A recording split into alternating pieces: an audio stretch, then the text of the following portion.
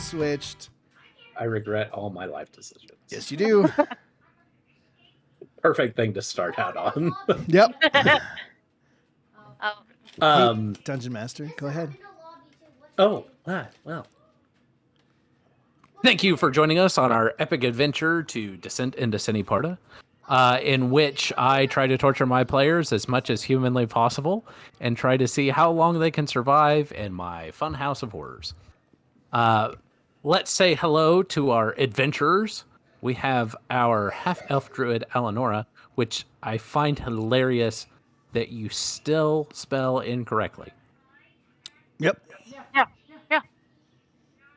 I suck at spelling. That's how What? I roll. I thought, wait, so did you spell it or did Fudd spell it? Call me. I don't know. I don't remember. I haven't looked at your character sheet. I think I found it. I typed it once. You never corrected me, so we just kept it. That sounds about On right. the character sheet, it's spelled with an A, which is why I said something. Oh. But you spell it however you want, Lisa. Well, there is an I A. don't. It's at the beginning of the name. There's okay. Anyway, Not looking. we also have our human ranger, Ferentis. Hello, my friends. This is definitely the voice that I use when I play this character, and I'm very excited for what we're going to do tonight. And no other characters, right? You definitely don't play the same character in a different This campaign. is the only at all. campaign this character is played in because I am not in 4 campaigns, and that is a lot to deal with.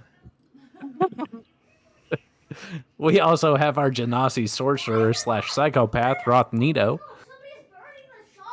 I believe like glimmers with amethyst should probably be thrown in there. Like he who lights the way should be thrown in there. Like the mender of tattered bandages. We continue. I really, he who lights the way is a great title, and you have not earned that title yet, but that could be something. Time to set more stuff on fire. Yeah. Or just more fireworks in the air, because that has not failed us once yet this entire mission. We met Not really once. cool people because you did that. I think that we've met really cool people because our DM has a great imagination. I see what you're doing here. Do you like that? I'm not a fan of You're what you're not doing. a fan of it? Yeah. Wipe that brown off your nose. No, stop. Wait. Okay. Like a little bit more. Like I think it's awesome that he throws things at us like ogres, and they're just like, "Hey, come in and hang out at my house for the night," and then that's like the encounter. Like it's nice. Like you get things from it. Yeah, it's. We definitely Is that doesn't have better? more planned past that we killed too fast. I love Yeah. it. Is that the better approach, Bud? I think so. Is I that- think so. Yeah. Okay. That's good. Sorry, rest of the team. I didn't mean to kill the vibe there with. Okay, so something hilarious that you just said was that they were fine with welcoming you guys to dinner, and I had nothing planned past that. That it was literally an option. They were fine with you guys just coming in, chilling, and eating. I freaking knew it. Definitely. I knew it. No, we I should don't just think so. eaten the human meat, dude. I even set it up where he was a chef, so if you had brought up and had been interested in what he was cooking, he would have given you recipes. That's so I mean, good. at this Which is at this amazing. point, I'm this very point, disappointed. did we ruin this campaign? Like, should we just stop and like You know what? start a new one? Hang on, what? Probably. Um, That's a safe Yeah. bet. Do That's a we safe do we have bet. any idea where that god went in the blighted forest? Like, did we go back and find that tree and follow the path? Isn't he attached to you? I know I've got a demon. there- Don't you have yours? I have a little seed demon next to my heart. A little seed demon. I think we lost focus. This whole segment was supposed to be about me, and somehow it's transitioned into like Our reading in the deepest story and sincere what are we doing apologies. here? So sorry, thy lord. Back to you, my friend. Moving on, we also have our dwarf fighter, Borlin, Iron Spice. It be me. Sometimes I talk in an Irish accent when I can figure it out, or sometimes I be a pirate. It kind of switches back and forth depending on who I'm talking to, and maybe just a little bit of a North Dakotian too. Yeah, I was gonna say there's a little There's part a of lot. there, Yeah, dude. yeah, yeah. Maybe a little bit of the accent. Canadians. Yeah. Hey, I could do a Canadian accent as my Borland Iron Spice. I could stick Iron with this Spice. one. Iron Spice. I feel like you hit the best possible accent that you could choose for Borland Iron Spice. There's nothing wrong with that. Mm-mm. No, it's perfection. Thanks, I appreciate it. Do you guys really want me to do a Canadian accent? Because it's probably the only accent I can do. I want you to do whatever you feels right, moment to moment. I think a Canadian accent would be fantastic. Switch every single time, like how I was doing. That's when what we were Russ talking does. to the dog hands. Rude. Very rude. True, but rude. I'm in love with you. I That was side rude. with our I love it. DM. That was pretty freaking rude. I said with our DM that a Canadian accent really does seem like the right direction for the actor. Very right now. dwarf-like. Yeah. Well, Yeah. I feel like Alrighty somebody then. knows what's coming tonight. A dwarven northern North Dakotan. Yeah. Speaking of dwarves, real quick, fun fact. Popped up on my They all live in feed today. mountains. Yeah, they all live under the mountains. No, actually, Boy, this is going to be a dwarves, real but- tight session, guys. It is. This is it going is, to be it a real is. tight No, session. just real quick. The new Mission Impossible movie is coming out this month, right? Mhm. Tom Cruise in this Mission Impossible movie is the same age that Ian McKellen was when he was Gandalf in the original Lord of the Rings movies. Wow. No way. Yeah. So Because picture Ian that when you're McKellen was like in his 60s, though, wasn't he? Yeah. Tom Cruise isn't in his 60s. Tom Cruise is like 62, I think, right? Tom Cruise is He's old, dude. 3 years younger than He's Mom and 62 Dad. right now. Yeah.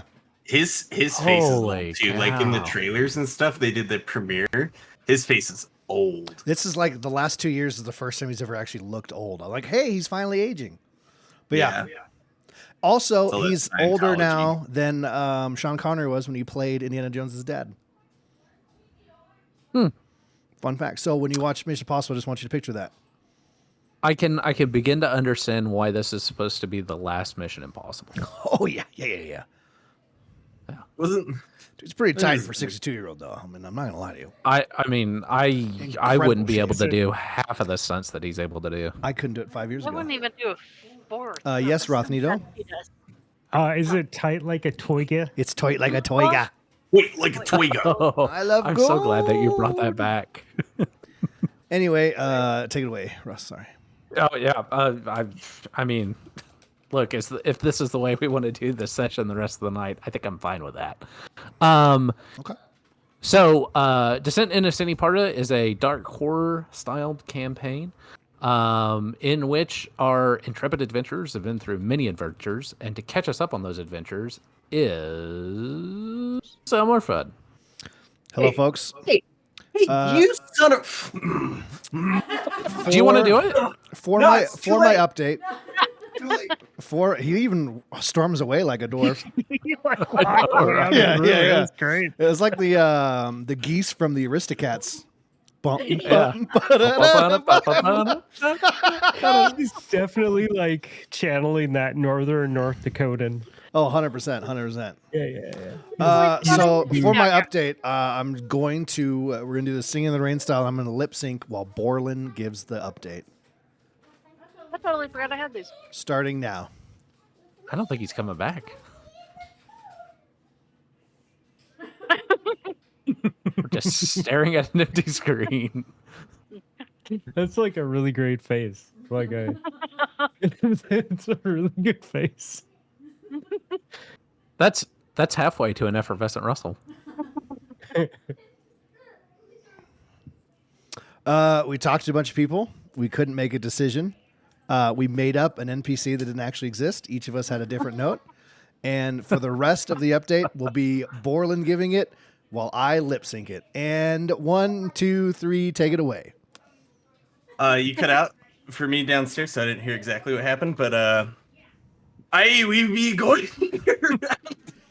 Oh my gosh. And as we were talking to people, we were trying to figure out what we wanted to do. And as we were doing it, we got directions from an NPC where we were going to figure out where people were. And our wonderful guide wanted us to repeat it back to him to make sure that we could get there. And I was prepared. I was prepared. I was repaired, and then it was good. And then we talked to people. We got some names, like a lot of names that at least 2 members of our party wrote down, hopefully, and it was good. Yeah. And that is my update for what happened last session. That is fantastic. I have a couple. I'm sorry, I do have a couple points I need to add to that. Okay, take it away. I have a segment that said we head out to kill the fish thieves and Shaka Khan.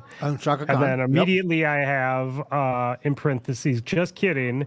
And then the next note is JK, now we are going to kill the orcs. And then the next note is JK, we all have bad notes. Yeah. So I think that's pretty spot on. Yeah. I think you guys said the same thing. There was the dwarf that I fought with that came and said hi to. There was that guy. I don't know if we said that. Do you already. remember what his name was? Kooky figures.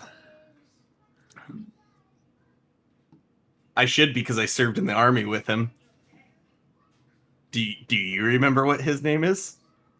Well, I don't remember what his name is, but I have it written down. Okay, that's fine. As long as you have it written down, then it'll be fine. I'm sure that won't come back to haunt me, and you won't try that out later. Yeah, it'll be fine. Quickly going to our last D&D session. It was Kyrian Ironbeard. Actually, you know what? Close. So I close. think I did write this down. Hang on. Kyriel Ironbeard? Mm-hmm. Oh, you're getting closer. Crinkle cut fries. It's Kyriel is the best I'm gonna get. Yeah. Kirill. Or It it's Kirill. is. Kirill. It's K, or I did Kiril, so Kirill. It is Kirill Kirill Ironbeard. Let's go. First try. Oh, okay. I see. He talked to us and said that I was a disgrace. I remember that part. You know what the best part is? That's literally the note right above the notes I read, and it took me that long to find it. You want to know even funnier? What? I take no notes. I just show up. I love it. That's fine. Mad respect. I totally respect that. There's Amethysaurus, who is the dragon that protects the Nelfinians' mines. That is true. I thought it was Amethyst. No, it's Amethyos. No, it's Amethyos. Amethyos. That's actually what I have written, so if it's not that, I'm sorry. Yes. So, to give a little bit more of a detailed recap, you guys had pulled the spear from a desiccated god. At which point, then you were confronted by this god named Vaimrul, the Hollow Thorn. He allowed you to pass as his heralds, and you made your journey to the city of Novi after Borland had been corrupted and mutated by the blood of this god. Corrupted. When tomato. I mean, tomato. You made your way to Novi, and as you made it there, you were then tried to find your way into the city, perhaps to find a way to cure Borland of the disease that could potentially kill him if it is not cured sometime in the next 30 days. You were brought before the Starosta, who, because of your blighted nature, and also because of Novi's suspicious nature, he said that he would be more than happy to allow you into the city were you to prove your trustworthiness. You guys asked for specific tasks that might be performed. The one that you chose was to find out what was happening to the toll that was supposed to go to the Fishers Guild and why that was not being paid. You made your way and spoke to several NPCs. One of which was Olga, in which Olga then gave you, she had been keeping notes on who this cabal was, and she gave you some notes and told you that there was a cipher to those notes, and that should you be able to discern that, you should have all the information that you need to understand who was behind this cabal. And that is where we left off. What's a cabal? So they're this alien race from Destiny. Yep. They kind of look like turtle dogs. Yeah. Their hands are really The calloused. way that Russ said it, I think he was saying something like, this plot or something, but just in a really smart way, and I just don't know that word. Olga's last name is Strausk, by the way. That is literally what cabal means, is that cabal is like a secretive organization of people I like that. usually working against another group. I like it. As well, Mr. Vamruel, the Howled Thorn, was very rude to us. He was I just rude. want to bring this to everyone's attention. This is true. He called rude. us the midwives of rot. I mean, Dude. like, And we saved him. We So created odd. him. I'm He thinks definitely he's like, a god. Like, yeah, whatever. I'm definitely dude. like sexy young adult. Yeah, Not midwife. yeah. Come on. He A did tell MILF us more that like someone- it.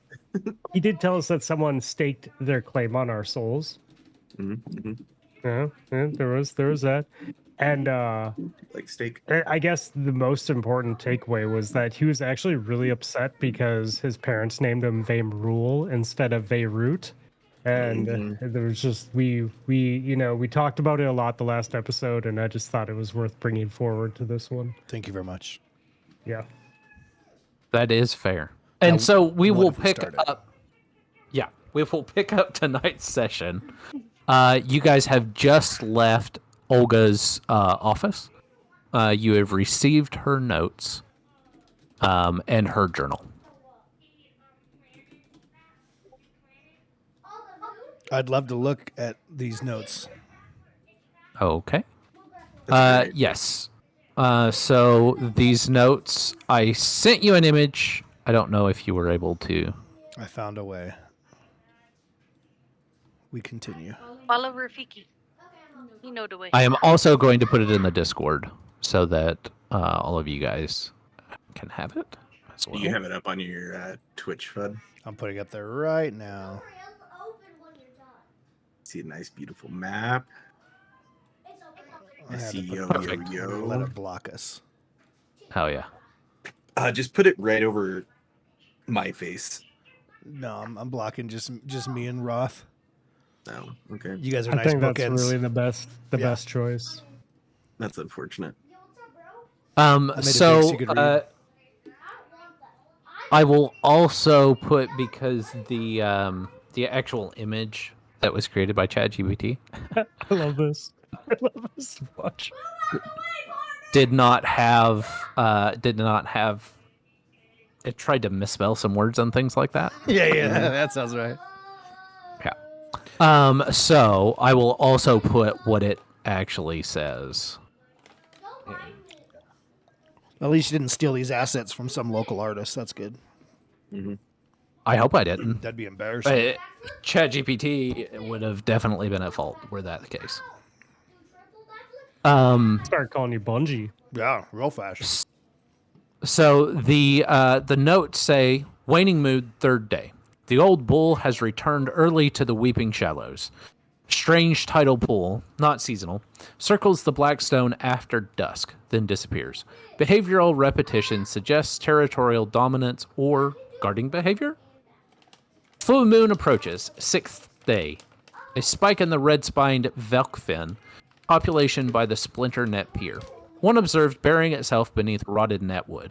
Avoids current. Prefers stillness. Might be using the silt pockets for breeding or feeding on the garbage current. Storm warning, tides, ninth day. The spearfins have left the Emberflow haven't left the Emberflow in 5 days. One seen brushing the silt stones at the forgotten altar root, which no trout has approached in 3 winters. May be affected by toxic blooms. Black Mirror, hour, 10th day. Multiple schoolings near Crate Dock Inlet. 3 distinct flashes, 1 silver, 2 mottled. The key fin circled thrice around the lakeside storage barge before descending. The current was unnaturally still. Observation. Possible convergence behavior. Record anomaly for seasonal charts. Tonight's shadow tide, 11th day. Strong current shifting toward inlet W17, scent of copper and ink in the water. Large-scale convergence anticipated after moonrise, except full school breach by midnight. Record movement, density, and time spent near submerged crates. Secure blind perch by dusk.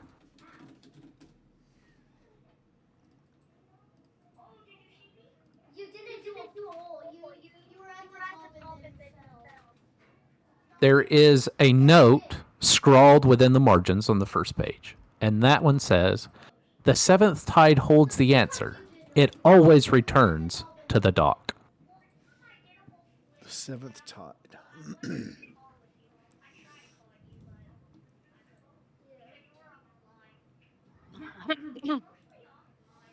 You put this in.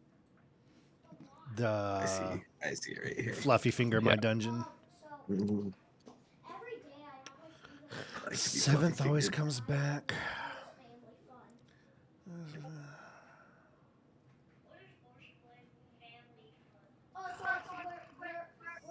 So, There's no option to having fun with your family. Like you're forced to Doc. We're all reading it privately now. Just let it sink in. Mhm. Yep. I say we just fuck it. Let's go. We need to find water. We need to find water. I'm pretty sure we're standing on the dock. Eleanor's doing this motion. She's like, if I get some water, I'll feel great. Something. I just really need some water. Really need So bad. Yeah. You guys Yeah, I thirsty? need You this. guys feel that? You thirsty? What's water? You guys a little parched? No, I'm gonna go up to Bud's character and push him into the water. Currently, you guys are not. So, just to remind you, Novi is on a lake, a very large lake. You are on the docks, but Olga's office, which is not too far from the guild mistress, is not on the water. Damn it. Really wanting to push you in. I am really regretting my decision to joke with you and tell you that Ethan should remain in the room. Oh, really? Oh, it's almost like Yeah. I warned you. That's so weird. I can't believe you told him to stay. Oh, I really regret making that joke. interesting. Hmm. Hey, Ethan, can you come over here, buddy? I want you to play right here. No. Can you go in the other room for me, buddy? Can you go back in that room for me? I think we just have to deal with it because I am also fine with that. I don't want to break his sweet little heart. He just cried, and it's all your fault, Russ. Hope you're proud of yourself. You're You're a piece of shit. That was Russell's fault. Do you know what he said? I hope he never visits. I'm glad he didn't buy that house across the street. I hope you buy that boat and run away and shoot a shirt at him. Shooting a shirt. Oh, should have listened to the podcast. Weird. Anyway. Anywho.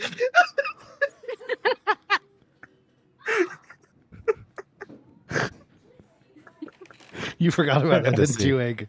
I did forget. You forgot all about that. That was my You thing, missed it too. earlier when I said unprotected biscuits. I was like, oh, he doesn't remember. Right, I did not know. I totally forgot. Now I get it. Good.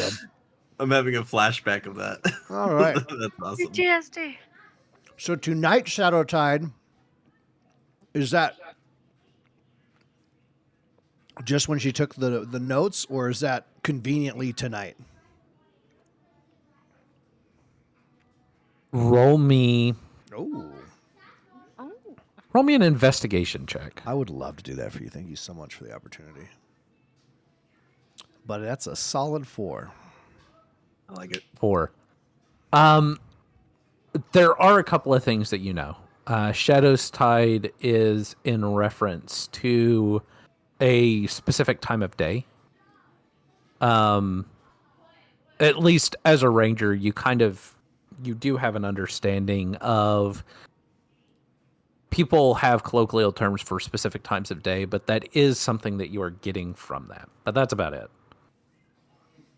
Okay. Yeah, but you can't tell if it's tonight or is she making note. Is it because that's the time that she made the note, or is she calling a specific time in question? You're unsure. I don't know. I guess we could try, just for fun. I don't know. Any of you know? You guys know tides? Anyone know tides? There's a tide that comes in, and then Okay. there's a tide that comes out, True. and then 12 hours later, tide comes in and a tide goes out. You know more than I I know- do. Is tonight shadow tide? I know about the earth. I'm not about the water. Isn't water on Earth? Hey, Solid earth. Oh, very good. What about frozen water? Because then it is solid. Yeah, I'll it's thick enough. All right, I'll good mess to know. with it, but Good I to don't. know. I don't like it. I'd rather just take the long way around. All right, deal. Eleonora, you know anything about the tides and such? I should because I'm a half elf. But Wow. I'm a mermaid. Wow. Yeah. Or no, clear. clear. The condensation. I could look. I don't know. Ask what to roll. So I could roll. Well, I'm wondering if I can roll a nature check. Absolutely. There it is. Beautiful. So So proud. I was deciding on that one. That would be a 22. 22. Okay. Oh. And So that's how we do it. And my nature's there- +5. there are quite a few things that you pick up from this as you're kind of looking at this. First of all, the names for these fish, that's not a thing. Like these are made up names for fish. God damn it. You also know that shadow tide is a reference to dusk, just after the sun has sunk below the horizon. And it seems as if these notes, they correspond with specific times throughout the day in which she's made these observations. But even as you're looking at the observations, as somebody who has experienced nature and made lots of observations, while at a surface glance they seem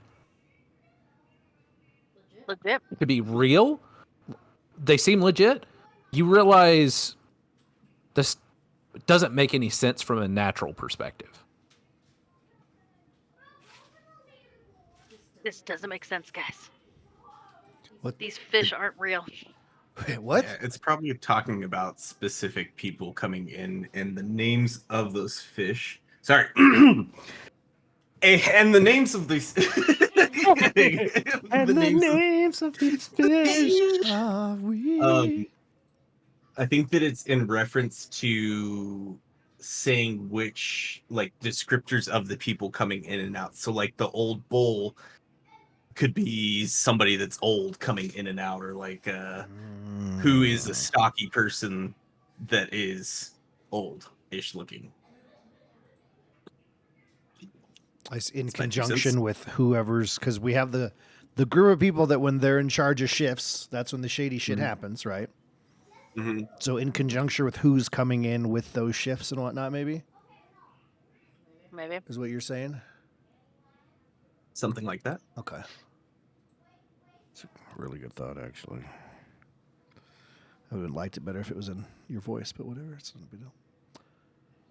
I'm trying to. Okay, honestly, what I'm doing is I'm trying to get Sigil to work because it Good was luck working. with that. Yeah, and then I signed in, and then it uninstalled everything, and then now it's not even pulling up anything. That's what it did to me. Isn't that great? It's great. What a great program.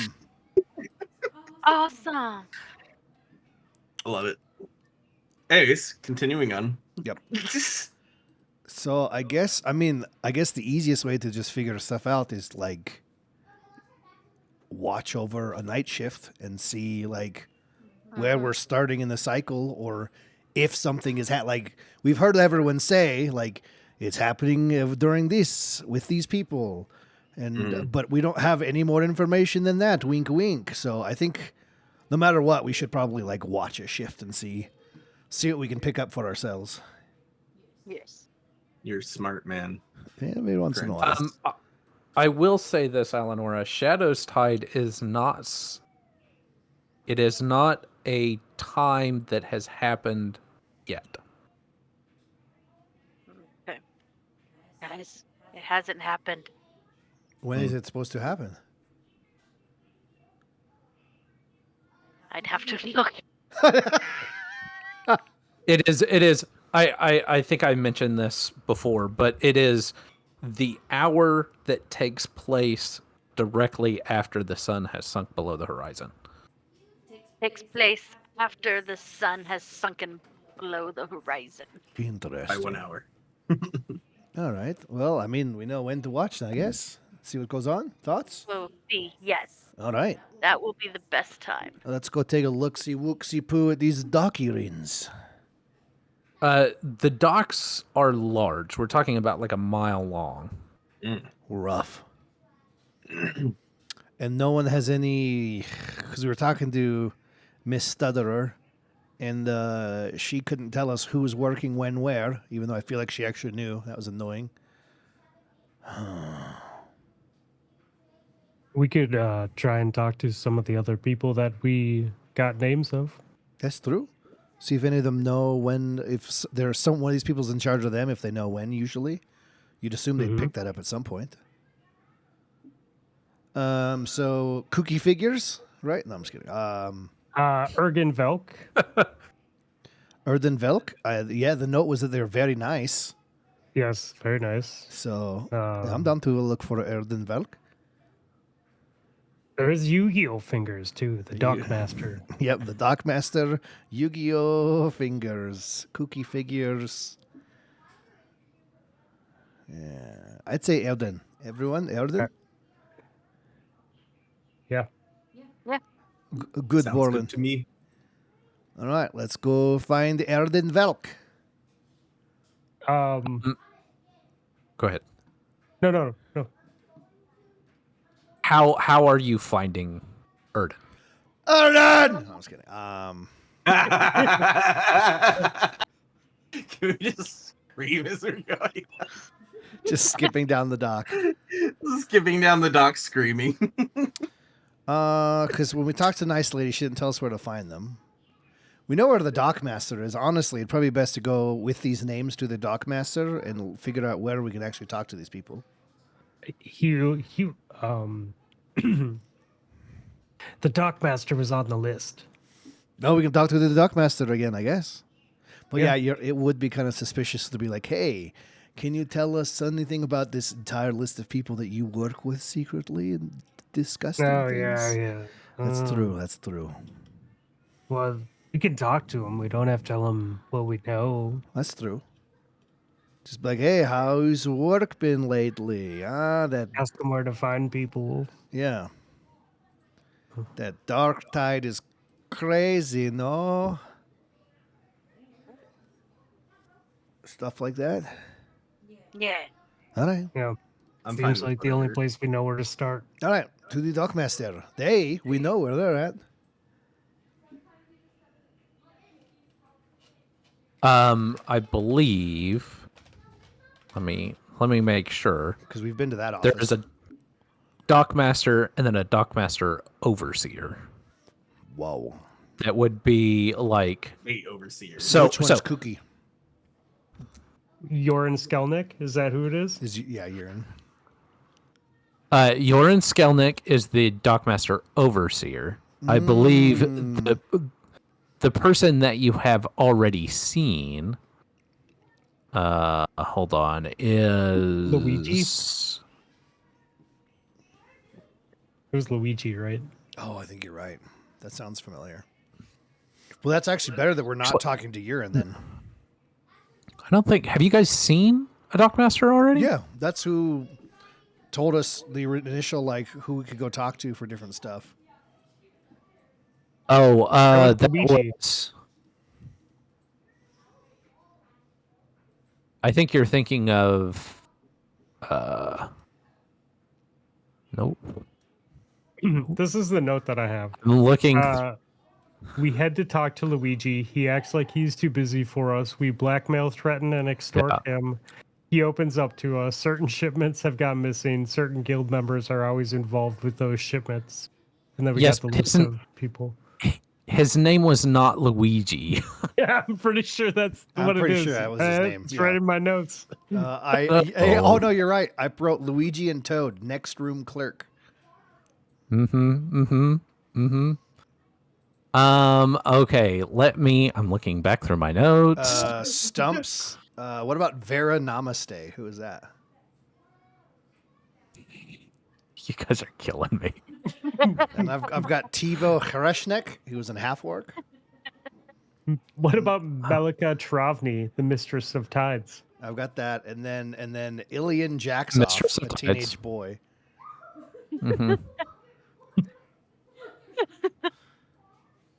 Is any of this helpful? I will tell you what his name is if you give me like 2 seconds. Yeah. So, You guys went to Luba, the toll keeper. That's why I wrote Luigi and Toad. Got it. Luigi and Toad. Yeah. Lufa. Got it. Luigi and Toad is so much better than when I had fun. Oh my god. Oh, okay. We're in it now. So who are you guys? You guys are trying to find the dockmaster. You're in Skillman. So we don't know where anyone is. If we don't know Basically. where anyone is, then Stumps. let's Stumps try and is talk. who? Dobrin Stumps Koval. Yep. He is a veteran riverboat captain. Riverboat captain. Got it. Well, he might know some stuff too. And then Vera Namaste was Vera Nadasti. same thing. She's just a fishwife Okay. and gossip. Not as Gossip. cool as She knows a lot of gossip. midwife of whatever we are. She's a fishwife. Right? Fishwife. We're the midwives of right. Yeah, dude, she's a wife. We're a wife. Yeah. That all goes together. Tyro ain't no wife.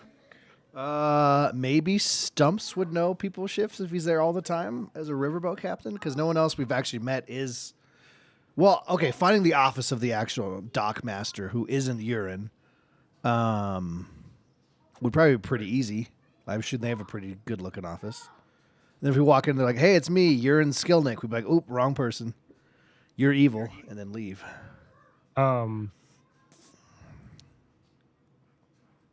Yeah, I mean, if we don't know where anyone is, like, we just have to go find. Yeah, I say we do that. All right, let's go Yeah. find the dock master. Yeah, as long as we scream loudly Yeah. when we say you're evil. Yeah. Of course. Of course. yeah. How are you finding the dockmaster? Well, we're on the dock, so we're just gonna Yeah. look for a fancy office-like building, Correct. walking around. You are in the middle of several buildings that are nicer than the others. Okay. Because currently you are at the administrative buildings. Then the dock master Or the has to be docks. here. So Yeah, I'll look then- at the directory at the building we're at, and it'll say dock master, room 101C.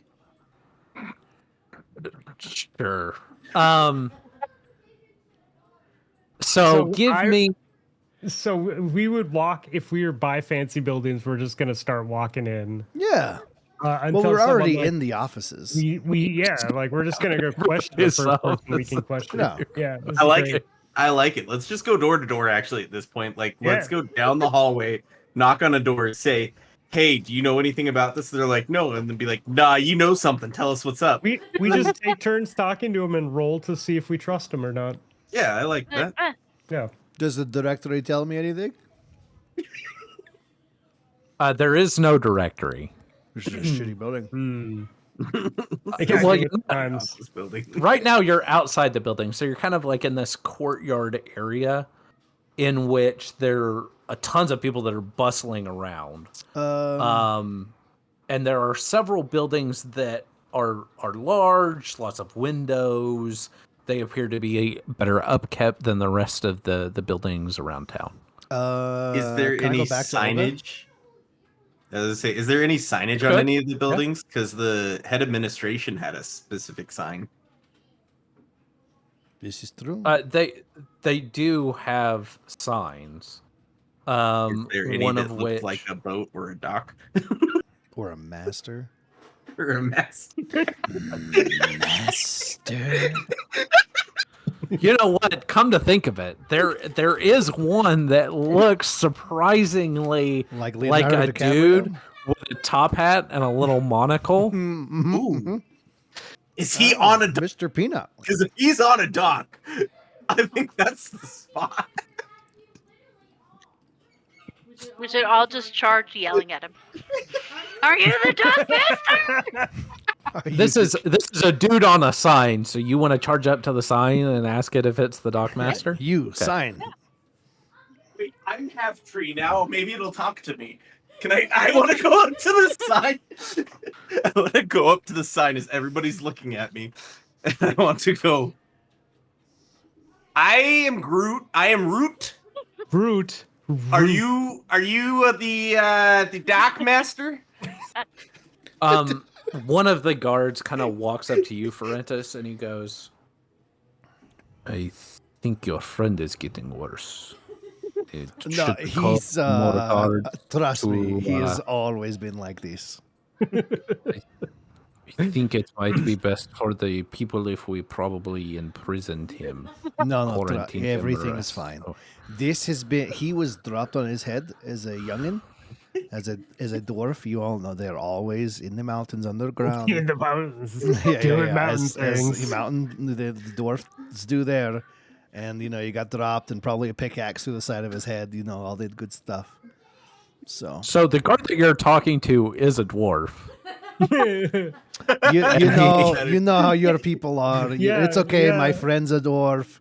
Yeah. You know how your people are all the time, just dropping babies and He just kind of starts backing away from you and going. And I'm just still going, and and he's just like gems, and he was literally a diamond in the rough. I think they've all started to go a little crazy. He's tough, man. Just deeper and deeper. Borland starts heading back to Ferentis because he's done with the sign because it didn't tell him anything, obviously. Hey, Ferentis, who are you talking to? He's talking. I don't know, maybe your cousin or something. I don't know. I want to look around and I just see that the dwarf is not like right there next to you, and I think that you're being crazy, not me. Anyway, This is really can I go talk to Olga again?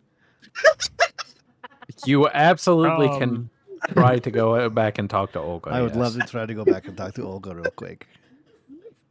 I'm just gonna as follow you. enter back into her office, she looks up at you and she goes, Hey, dear. What is it? Don't worry. Don't worry. I know you were worried about it last time. I'm not trying to have sex with you, okay? Just put your mind at ease.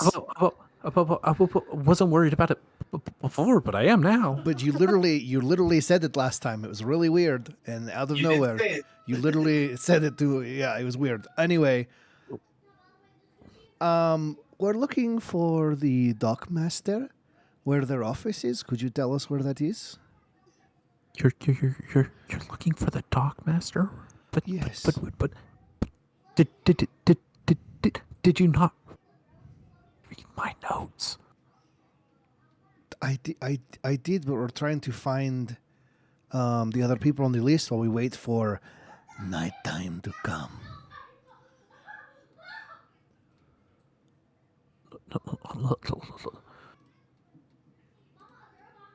I need you to roll me an insight. Yeah. I do really good on those, and I will continue to do so with a 2. Can I also roll because I'm standing right next to him? Sure. Somebody needs to. I rolled Hopefully a do 6 this. and got a +3 for a 9. Da-da-da-da-da. You can tell it's very easy to tell that she is terrified, and in becoming more terrified by the moment. You're not sure why. You're not real sure what's going on. But it's She's like the name, like bringing up the Dockmaster's name, right? bringing up the Dockmaster, yes. And she goes, I don't look. I've given you all the information you need. Please leave. You're going to lead them right to me. Where should we go? Lead who? Who should we talk to if not the Dockmaster? Well, look, I gave you all the information you would need. But if you're looking to, and she says this a little bit louder, she's like, if you're looking to know more about the migration of silver scales, Take your time. then You're doing you should definitely go to the You're doing great. archives. Archives for silver scales. Silver scales was not in your notes. That's very weird. It was a record of their migrations. Perfect. Thank you so much. And where could we possibly find the archives? You're going to two blocks down. 2 blocks down. Very good job so far. 1 block to the east. 1 block east. Oh, you're incredible. Thank you so much. Is that all the directions? That's it. Oh, Can't miss it. perfect. Thank you so much. By the way, these lovely gentlemen next to me, I put my hand on Rothnino's shoulder. He is trying to have sex with you, and I leave the room. And close the door. I'm just gonna use my powers to make like a little like puff of dust as I head back towards the door to pull it open. I do like them dirty. I'm gonna look over my left shoulder And then my right. and I'm just gonna wink, and then I'm gonna walk out the door. There it is. Can you guys believe she just outright tried to say she didn't think I was trying to have sex with her last time? That was so weird. That was weird. It was pretty weird, especially because she made a specific point last time to say that she It was didn't out want of to have nowhere. sex with Yeah. you specifically. Yeah. You're just trying to be nice, and she's like, "No, I don't want to be having sex with you." I was like, I'm Maybe- making a list of names. It was really weird. Maybe you were too clean. Next time, let me make you dirty. Then you go try and talk to her. Okay, we can try that. Maybe she didn't think your wood was hard enough. It's, I mean, That it's, was more of a it's definitely southern a, accent. yeah. That's a problem my village has a lot. We found these special blue mushrooms. They help a lot. Pretty good. Pretty good. All right, we need to go to the archives, my friends. We're going 2 blocks down and 1 block east, looking for anything about silver scales.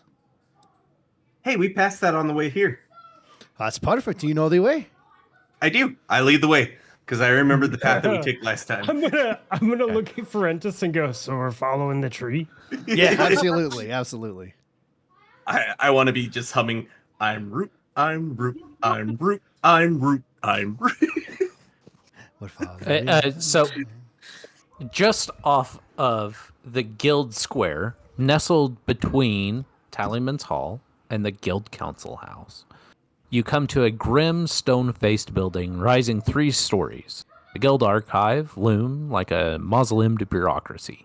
Weather-worn carvings of scales, ledgers, and fish motifs adorn the lintels, and the building's heavy barnacled shutters suggest both age and salt, stained secrets. Ivy curls up one side of the facade, but it's been left to grow only so far, trimmed with care as if to keep nature from prying too closely. The iron-banded double doors are always watched by a pair of ledger clerks armed with ledgers thicker than their cudgels. Above the entry, etched in fading gold, reads the phrase, "Truth in ink, strength in memory." Oh, it's almost a live, laugh, love. Almost. Almost. It's beautiful. All right. I guess let's go in and see what we can learn here about the migration of the silver scales. Wink, wink.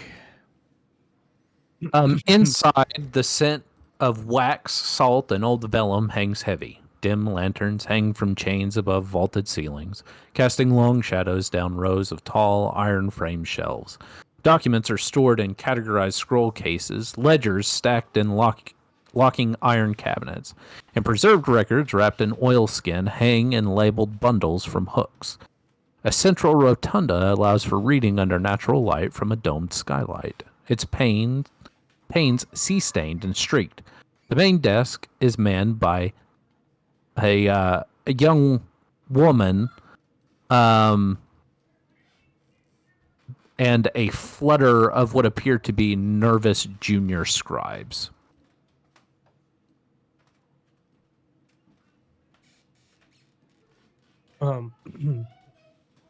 Hey, Ferentis, let's go talk to that young lady. I mean, you've been doing pretty good with the ladies today. Maybe you should lead things off. I would like to approach the young lady. What is she doing? She has her head. She has her head bowed, and she it appears to be poring over a ledger, a large quill, kind of coming up and wrapping around. She is a wiry woman with ink-stained fingertips, perpetually smudged spectacles, and a crown of graying auburn hair twisted into a tight bun. Her face is weathered, not from the sun or sea, but from decades of squinting at cramped script by poor lantern light. She wears a dark blue shawl embroidered with faint gild markings, and a brass keyring hangs prominently from her belt. A not-so-subtle reminder that she's the gatekeeper of many secrets. She smells faintly of old wax and lavender, used to keep the vermin out of scroll cabinets, and speaks with the clipped efficiency of someone who's been interrupted one too many times.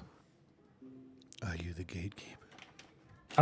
So I am going to walk up and I'm going to use... Are you the keymaster? Yeah. Is it prestidigitation? Prestidigitation. Is it what? Oh, yes. Prestidigitation, yes. It's fun to Thank you. say. And what I would like to try and do, DM, tell me if this is possible, as she's like leaning over something, like a book of paper or something with a quill and an ink pen, right? I would like to try and use this illusion to act like I accidentally spill her ink on her documents and then snap my fingers and clean it again to get her attention. That's how I would like to approach her. Can I roll on something like that? You don't need to roll. You Okay. do that thing. Okay. So I'm gonna walk up and I'll be like, "Oh, what is that you're working on?" And I bump the oil, and it spills all over in front of her, almost like onto her lap. You know, like. Mm-hmm. Okay. I'll let you do your thing then from there. And so it spills onto her lap, and she jumps up. She's very short. Like, she comes up to maybe your hip. Maybe gnomish or just a very short human. It's kind of hard to tell. And she goes, "Oh, the things, this aggravating everything that goes on here. I don't know what you..." And she looks up at you and she's like, "What the hell do you want?" And I want to snap my fingers and make it all clean again. And as you do, she kind of pulls these half moon spectacles down over her kind of long pointed nose, and she looks at you. Hello, sailor. She looks back at the ink, and then she looks at you, and she goes, "Try that again, and I'll have your balls for my coin sack." Pretty presumptuous of you Oh! to assume that they already have not been taken by others. Wow. Then I will record your debt in my ledger.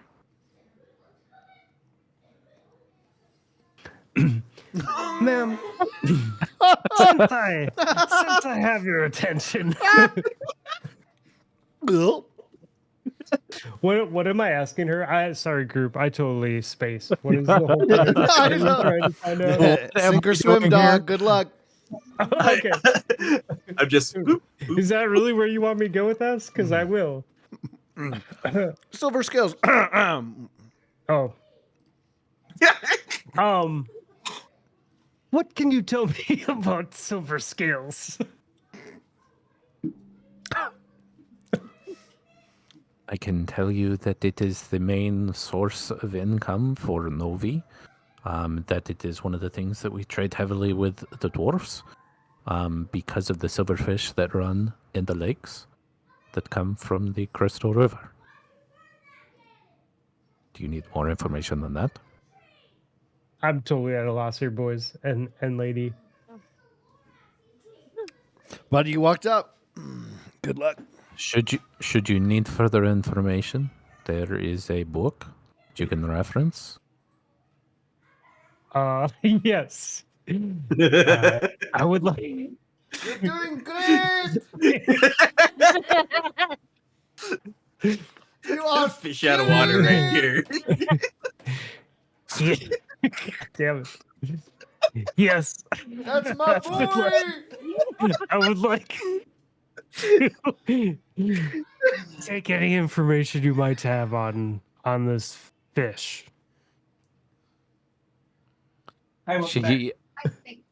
She kind of rolls her eyes at you, and she goes, "Well, it's good to see that you are about as intelligent as you look." I'm gonna wink at her and go, "Thank you." Over here to my left is the Tide Ledger room. You are looking for a book called the On the Migration of Lake Silverfish. If you are familiar with the way any library is organized in any country or kingdom, then you should be able to find the book no problem. Now, if you do not mind, I would prefer to get back to my work before I have to stab you in the eye with this quill. I'm just gonna put my hand forward in like a nice kind gesture, and then like play the exact same prank again and spill the oil on top of her thing, and then quickly snap my fingers and look up at her and just go, "Thank you for your help." As she sits down, she takes her quill, and you can see now that you're kind of looking that it is a ledger, and she writes, "Ballsack, what is your name, dear?" Apprentice. Ballsack Retrieval Ferentis. Iron Spice. And then she writes a 49 gold. Very elegant writing, very discernible. And she goes, "I'll have people come to collect." Hold on. She said 49 gold. She wrote a 49 and then a G in the column next to it. Okay. So then, I am going to hold on. Just doing one thing here. Hold. I am going to grab my what's it called? My Heward's handy haversack, and I'm gonna. Which, if you guys didn't know, when I think about an item, it's always on top. So I'm in this situation. I'm thinking going about to the think about librarian. my gold, Oh. and I'm going to reach two hands into my sack and pull them out, and I'm gonna look at her, and I'm gonna go, Which sack? my Huron's handy haversack. The soon. I mean, she did say she was gonna collect your balls, so Yeah. It was a Yeah. good question. It was a good question. So, Good, I'm solid gonna reach each hand in, and I'm gonna take my left hand and I'm gonna put it out towards her, and like on top of her document, I'm gonna put the 49 gold down, and be like, "This is the gold that you need. There's no need to come and get it." And then I'm gonna take my left hand and put it on top of her desk, and I'm gonna be like, "This 20 is on me because you were so nice to us. You have 69 now. Nice. Maybe I'll see you around." Nice. Nice. She goes. She clears her throat in kind of this arid, sharp way. You think you misunderstood what my notes say? The 49 gold is not what you owe me. Your ball sack is what you owe me. The 49 gold is just what I'll have to pay to have the people collect. Dear.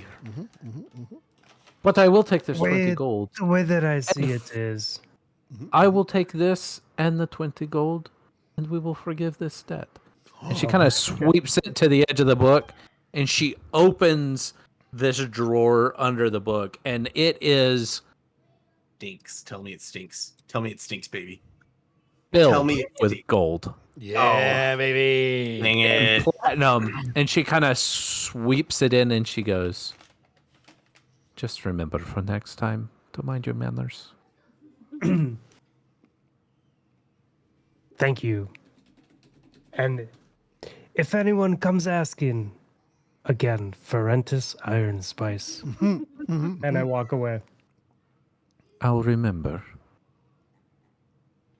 And what are the names of your friends here? So that I can record them as entering into our domain. Oh, should we, Oh no, I wasn't asking you, dear. I was asking your friends. Oh, okay. Oh yes. My name is Rathnido. Excellent. A wonderful name. Beautiful to meet you, sir. Thank you. Very strong. Very strong. I'm Eleonora. And who is your friend here? I am Root.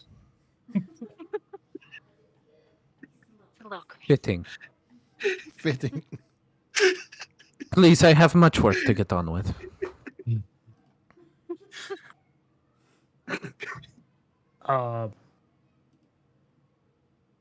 So archives are not my thing. So I'm gonna walk back to the group and I'll be like, What? No. I'm an Earth Genasi. Like we don't. It's not like a I don't know. I would maybe we have archives, but I'd assume we're more like of Earth people. I mean, so that's up to I'm you. gonna walk back. I'm gonna walk back to the group and be like, have any of you been in a place like this before? She said that there would be information about the migration somewhere She in didn't these tell you. documents. Oh, do you have the documents, or are they like nearby? No, but I mean, she was very helpful. If you want to go ask her where the No. documents might be. You didn't ask her where they are? Oh no, we were talking about other things. Oh, okay. Then, Eleonora, why don't you figure out where these are at? I just roll my eyes and I start walking towards where I saw her pointing. Oh, Yes. excellent, excellent. As you I walk start into the looking for next, books. okay, as you walk into the next room, it is a library. Shelves on shelves of books and scrolls. At the beginning of each aisle, because as you come in through the door, you are presented with those shelves running parallel? No, perpendicular? Parallel They is like both C's, technically work. perpendicular is a T. Yeah, I can't remember what it's referenced when. So you are facing the head of the shelves.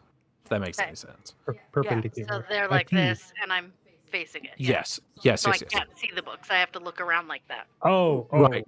got it. There is a brass plate on each of them with what appears to be a numerical system. Hexadecimal. Ooh, that's a What was word. the title of the book again? Rothneedle? On the mic. Oh, The migrations. The I almost migrations answered. of silverfish. Migrations of the Silverfish. Any other information she gave you? She said, "Come back anytime you have questions."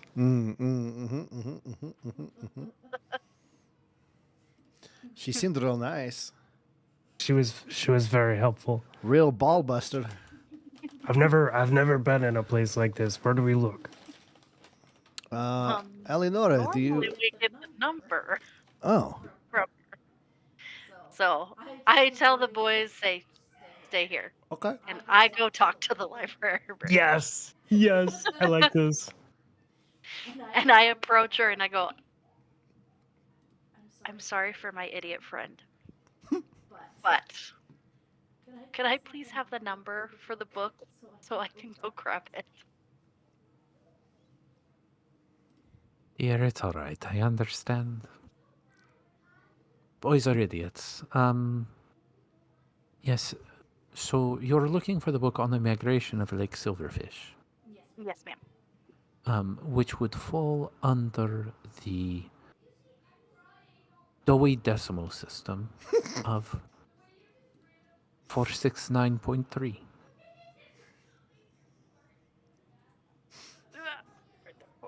As you enter into the room, the Tides Archive, you're going to take a left, go down about 6 shelf units, and then everything should be in alphabetical order according to title. Shelf unit. And by title. Thank you. You're welcome. Now please let me get back to work. Oh. Yes, ma'am. And now I come back to you boys. Excellent work. And I just start walking where she told me. I go in, I look at you guys and say, follow me. All right. It's And worked go. so far. Go left, then 6. I have it written down. Go left, and then I go 6 down. Mhm. And then I go in and I look for it. Okay, you find a leather-bound title, red leather, kind of faded brass bindings. As you pull it off the shelf, it is surprisingly. Most of the things in here are kind of a little damp, a little musty, a little dusty. It seems like a lot of these titles aren't typically touched, but it seems like this one has been moved recently. Okay. I don't think we are the first one to look for this. Is what I say out loud to the boys. Look for what? This book. We weren't the first one to look for this book. And see how all the other books are dusty. They're all one is old books. Interesting. Oh, it's not dusty. What do you think that? You are so smart, Eleonora. I really appreciate you. Of the accent. Well, Olga, Rathnita's girlfriend, she said she knew about it. Do you think maybe this is her doing over here? Maybe. No, she seems very intent on her work. That's Cannot be true. disturbed. Well, I mean, let's take a little peek and see what we can find, I guess. And then, I don't know, lift fingerprints? What do you do in this? It is I say we just read a it. thick tome. Do I have anything that I could use? I don't think so here.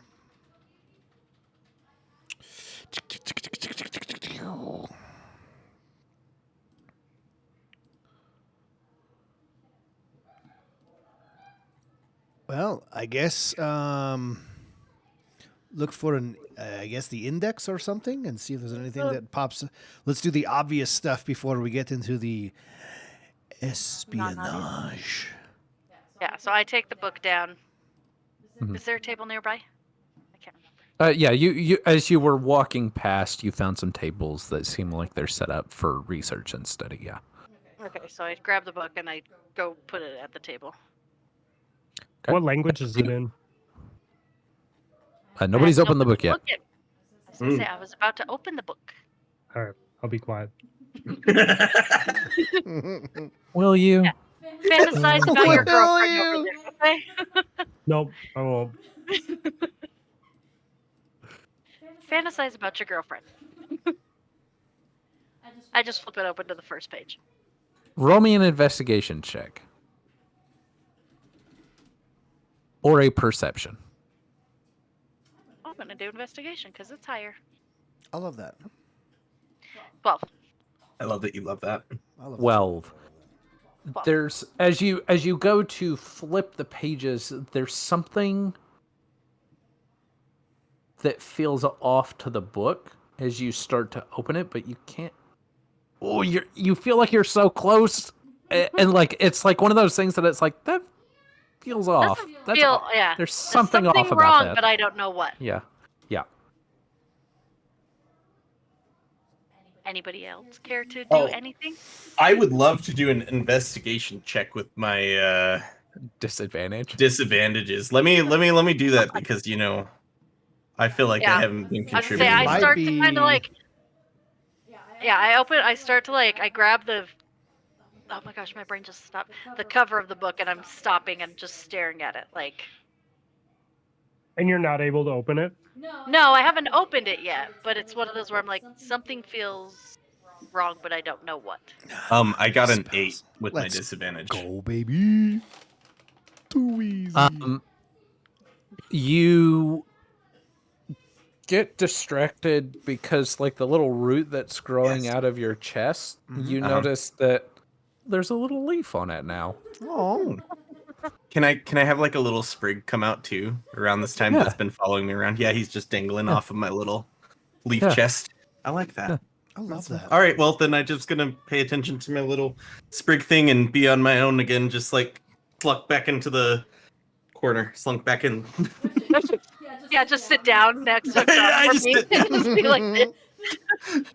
Oh, and I sit down in a chair and I'm like, oh, that's some nice wood there. That's a nice piece. That's some nice wood. I like Actually, that as you sit down in the chair, there from Borland, there are like these vines of black rot that begin to wind around the chair the longer he sits in it. Awesome. I love that. I'm gonna whisper to the twig for the little blight while everyone's doing stuff. Okay. And I'm gonna send you a DM of what I'm whispering to him. Okay. Okay. All right, well then I guess I'll walk up and roll investigation on what she's trying to do. And I rolled a nat 1. That's my No, I rolled a 7. hero. I rolled a 7. I'm sorry. I thought it was 1.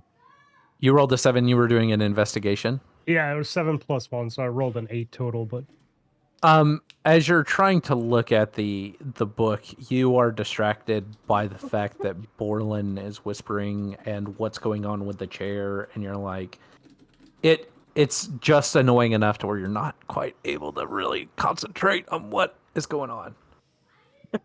I like it. I guess it's up to me to look at this book. Hand it over here. You're getting a weird vibe from it, or what? Very good. And 13. Highest one tonight. That is exactly what you needed. I love it. Yeah.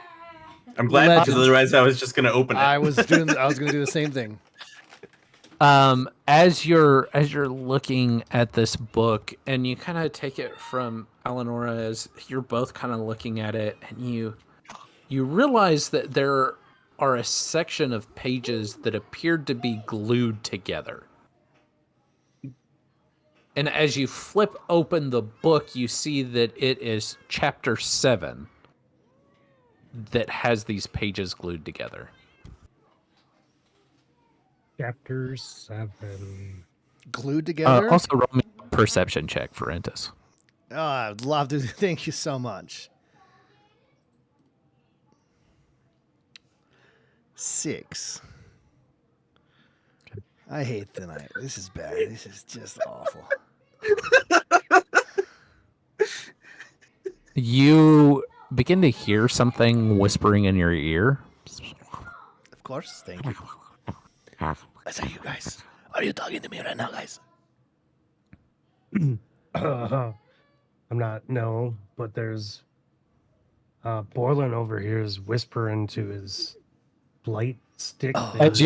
As you look back, you see that the blight is gone. And I'm smiling like this, just staring at you. The blight is gone? Like he's fixed? No, like the little blight sprig. Yeah. Oh, okay. Well, that seems like nothing, I guess. Weird. I look back at Borland. Nothing. Weird. Weird stuff happening. I mean, I'm distracted by him. Staring at Borland. Yeah. Okay. I guess, do we try to look at these pages, Eleonora? Well, it goes from Borland, chapter- shut the fuck up. I'm not saying anything.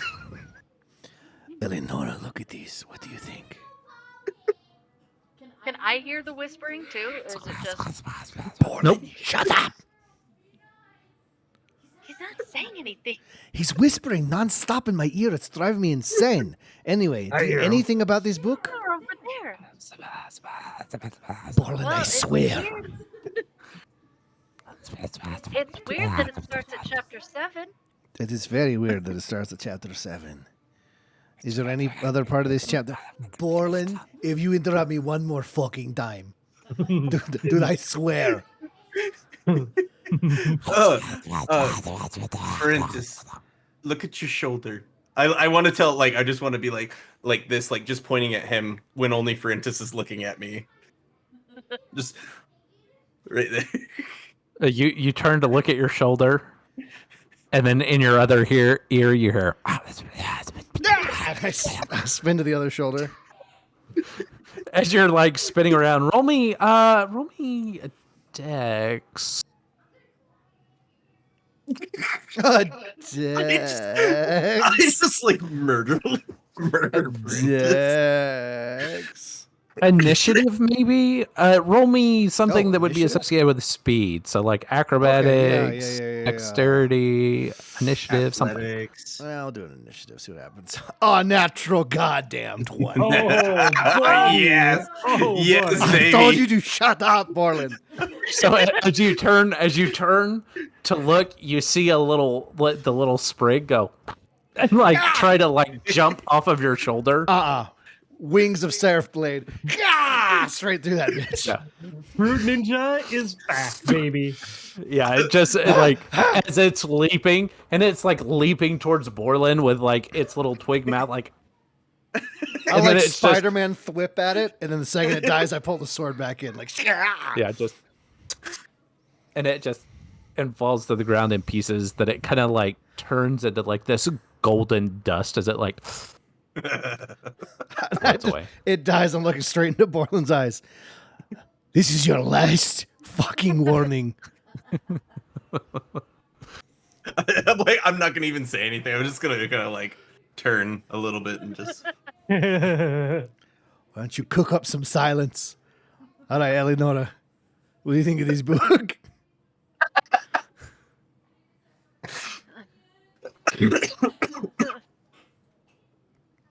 Well, because I don't know. Well, yeah, I look at the book and see that it starts at chapter 7. It's weird that it starts at chapter 7. Is there anything in the book around these, like the chapter before or after, that maybe leads into it, or can we even look at 7? Can I do an investigation, Mr. DM, to You see can. would What you what you rather are noticing, and from this is what Brentus is able to see from his investigation. The pages are just glued shut. Like as you kind of move them, yeah. As you're moving them around, What's sex? you kind of hear something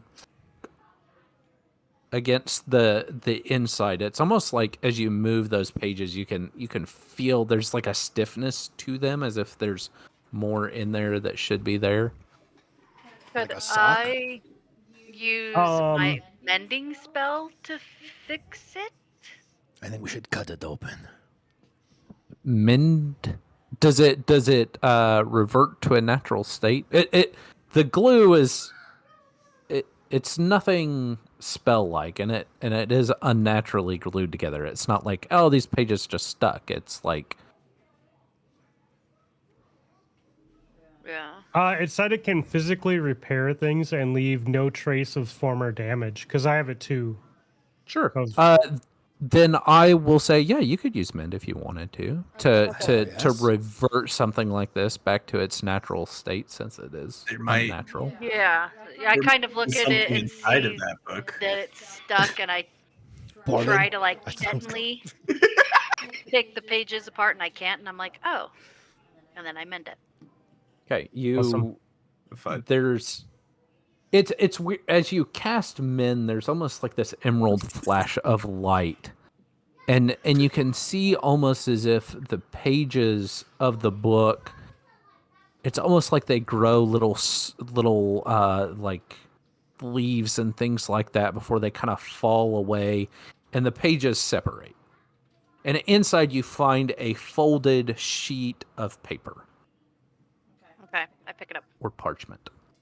Okay. On it is written a thing. I Oh love yeah, hold on, things. let me go. See, here's the thing.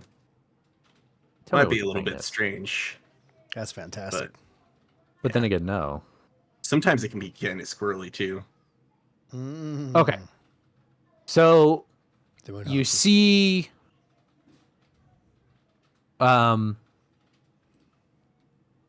the phrase so a couple of things.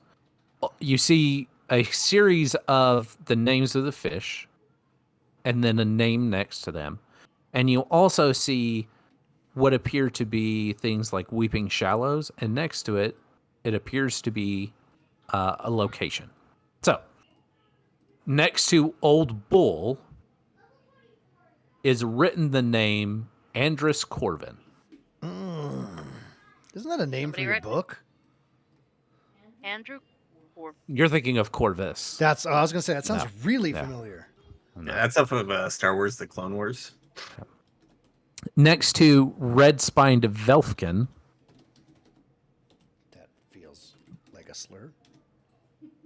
is written the name Dima Vosh. Oh, I'm sorry. That's not what's written next to it. The name. Is this Googie figures all over again?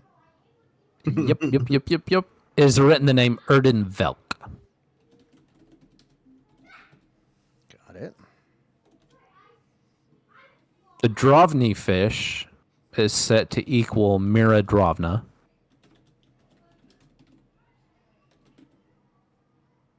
And the keyfin is set to equal Yorin Skelnick.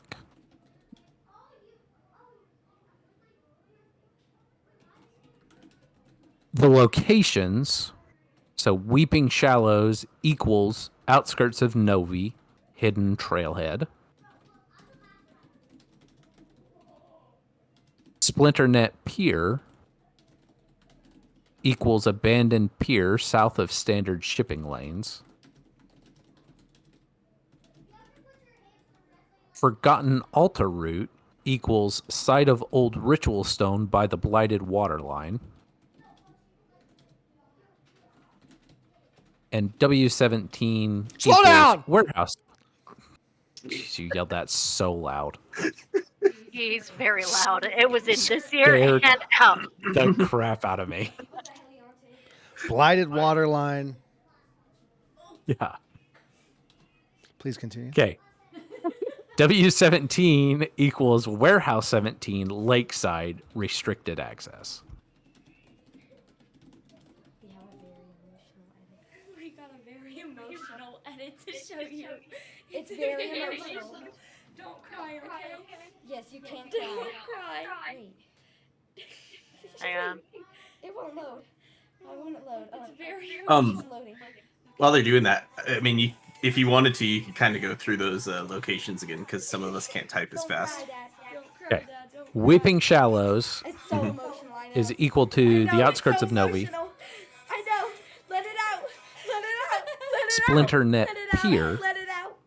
is Let it out, equal man. to abandoned out. pier south of standard shipping lanes. Guys. Oh, shoot. The edit is really Sigma. Forgotten altar route is equal to citable ritual stone by the blighted water line. They have no idea that you're muted, do they? Everybody needs to see the very emotional edit. Right? The W17 is equal to warehouse 17, lakeside restricted access.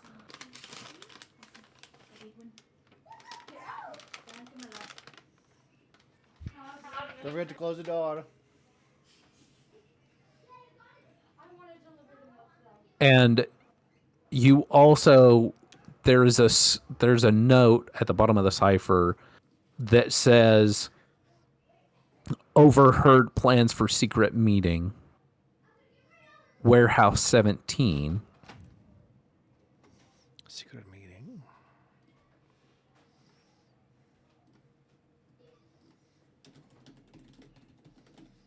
Okay.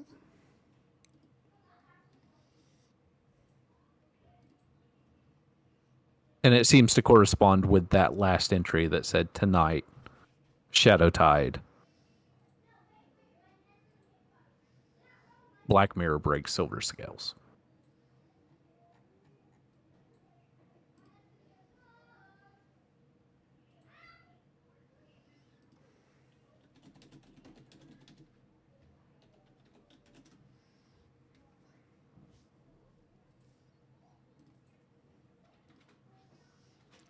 Okay. Anything else? That appears to be the cipher. So there's a secret meeting at the warehouse 17. Is that where we need to go? It sounds What like we gotta be warehouse there are we tonight. in? We're not in the warehouse. What warehouse right now. are we in now? No, we're in the archives. He's looking around at all these books and going, "Oh, what warehouse are we in now?" I mean, a warehouse is for storing stuff. Like, it totally makes sense if you don't know. You're just like, yeah, this is definitely a warehouse. Yeah. You store things. This is a book warehouse. Special delivery. What? Oh. Thank you. So does he tell us that he has the key? Because Francis, it's you that's reading the book, right? Not all of us. Eleanor is reading it. Eleanor's reading it. Oh, I thought you were. I'm sorry.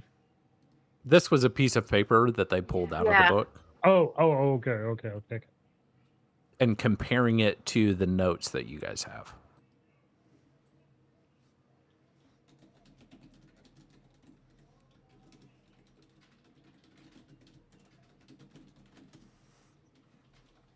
Eleonora?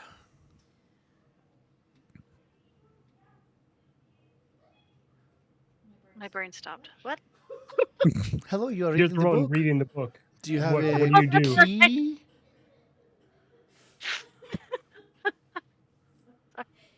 I totally went blank.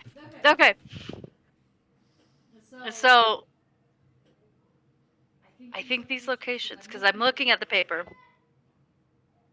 and so I was just say that I think that the locations are important and these names are important. Hmm. I'm gonna put the paper in my bag and I read parts that were stuck together. The parts that were stuck together talk about silverfish and their movements across the lake. It hypothesizes the origin of those silverfish because they do not appear to be in any other body of water. It cites their the way that their scales catch the light, that they carry more metallic color than any other fish. And in fact, their scales seem to equal the exact same weight as like a silver coin. It hypothesizes that due to the nature of Amatheos, that his that because this river probably feeds directly from wherever he resides, that the magic innate in the water has transformed these fish over time. Okay. So these fish weren't original. They ain't the OGs. They ain't no jeez. But it is the only body of water in which they can be found, and they are often used for trade with the dwarves, specifically for alchemical purposes. The dwarves make a very fine brandy using this and several other key ingredients that can only be found in the lake. Okay. But they also see some trade with Gormore, even though they've never they typically trade through the dwarves for them. They do not go through because they are on the other side of the mountains. What time of day was it when we were going into the library? You're probably around midday. Yeah, we've got plenty of time. Well, not plenty, but I don't think the fish are relevant. But I Well, don't now know. we know who we know who the fish in the notes represent, thanks to that book. Mm-hmm. So we can decipher from there who works when and where. But yeah, maybe we start with this warehouse. I say we take the book anyways. And I'm going to open up my sack, like motioning for Eleanor to toss it in. I look at you and I slap you. Oh, stealing! hey! No stealing. No stealing. We don't need the book. I do. I slap you and I say, we don't need the book. We got the paper. We got the names. But the dwarves are part of this. Fritz sees. Yeah, the dwarfs like that silverfish. Mm-hmm. So we go fishing. Mm-hmm. We could go catch a couple in case we need them. We should probably find directions to Warehouse 17 without arousing suspicion. Saying like maybe asking around like where the warehouses could be or where the warehouse district is. Yeah. Let's not ask the librarian. Let's not ask her. Yeah, let's walk outside. Let's walk outside and just find someone to talk to. I agree. Hey, we should talk to that guard again. Oh, your cousin? Yeah, my cousin. Yeah. I'm definitely okay with trying to hunt Racist. that specific guy down. Hey, I it's bet okay. he is by the I am mountain. a dwarf. Yeah. My friend's a dwarf. It's okay. I can say Do we whatever I think we want. need as long as anything I'm a else dwarf. from the library, though? Because we just need the book, and we got Just that that. one book. Another puppy. Yeah, I don't think there's anything else from the library we need, unless there's something you're looking for. Any No. cookbooks you're looking for to Borland, or how to fix I got all yourself the from turning cookbooks. into a demon tree? Yeah, hey, let's can we see if there's any books on Blight? Ooh. Yeah, I think that you should definitely ask the librarian. Over here? Yeah. Yeah, let's I Why want to not? I want to go by myself to ask the librarian because Obviously, everyone else has made a bad impression. Looking the way you I do. made a Hey, great That's not one. true. Eleonora did great. That's She true. liked Eleanor me. did do good. All right, I just want to go up and kind of like ask the librarian, or would it be As you, possible to see it without asking her, or do I need to ask her to find it? yeah, you could roll me an investigation check. Yeah. Well, let's see how stupid I am. Investigation 1. That's a 15, baby. Let's do Love investigation that. 2. Let's see. And that's an 8. So 8 for investigation. You're a legend. Um, I love these cookies, but they're so... it's hard to. You're not used to libraries, Mhm. and you're not used to trying to find information in libraries. Mhm. You were always a man of action, Mhm. right? Mhm. Whether cooking or soldiering, you were always on the move, and really, you didn't spend a lot of time in historical pursuits or religious pursuits or anything like Mhm. that. So, Mhm. you're having a hard time. Like, there are numbers, you know, Mhm. they correlate to something, and you kind of know that based on what you guys were able to determine with Alenora's help was that the numbers do reference to specific topics. Mhm. And so, yeah, you might be able to find something in the Blight in this library if you know where to look. I kind of want to sheepishly go to Eleonora. Eleonora, do you think you could help me find a book about Blight? Yes, let's go. Aww. So then would she need to do an investigation check, or could she just figure it out? No, I think she could figure it out. She's had enough experience with the librarian and kind of putting things together. Yeah, I'm just stupid. I get it. You start in the topic of Moroznibor, the woods of which you made your journey through. And you find a couple of tomes, one talking about the local flora and fauna of Moroznibor. You find one that is like myths and legends surrounding the woods. And then you find one that is a more religious text. Mm, I'd say probably look at the myths and legends one, see if there's anything about blighted creatures, and specifically affecting humans, if there's any parts in that, like in the index or whatever.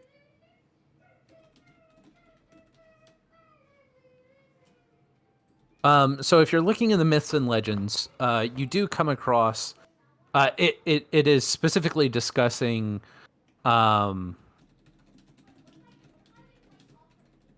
discusses a lot of things. One of the things that stands out to you is the name Vaemir, the Withered Hunt, or the Lord of the Hunt. Mhm. And you find this snippet.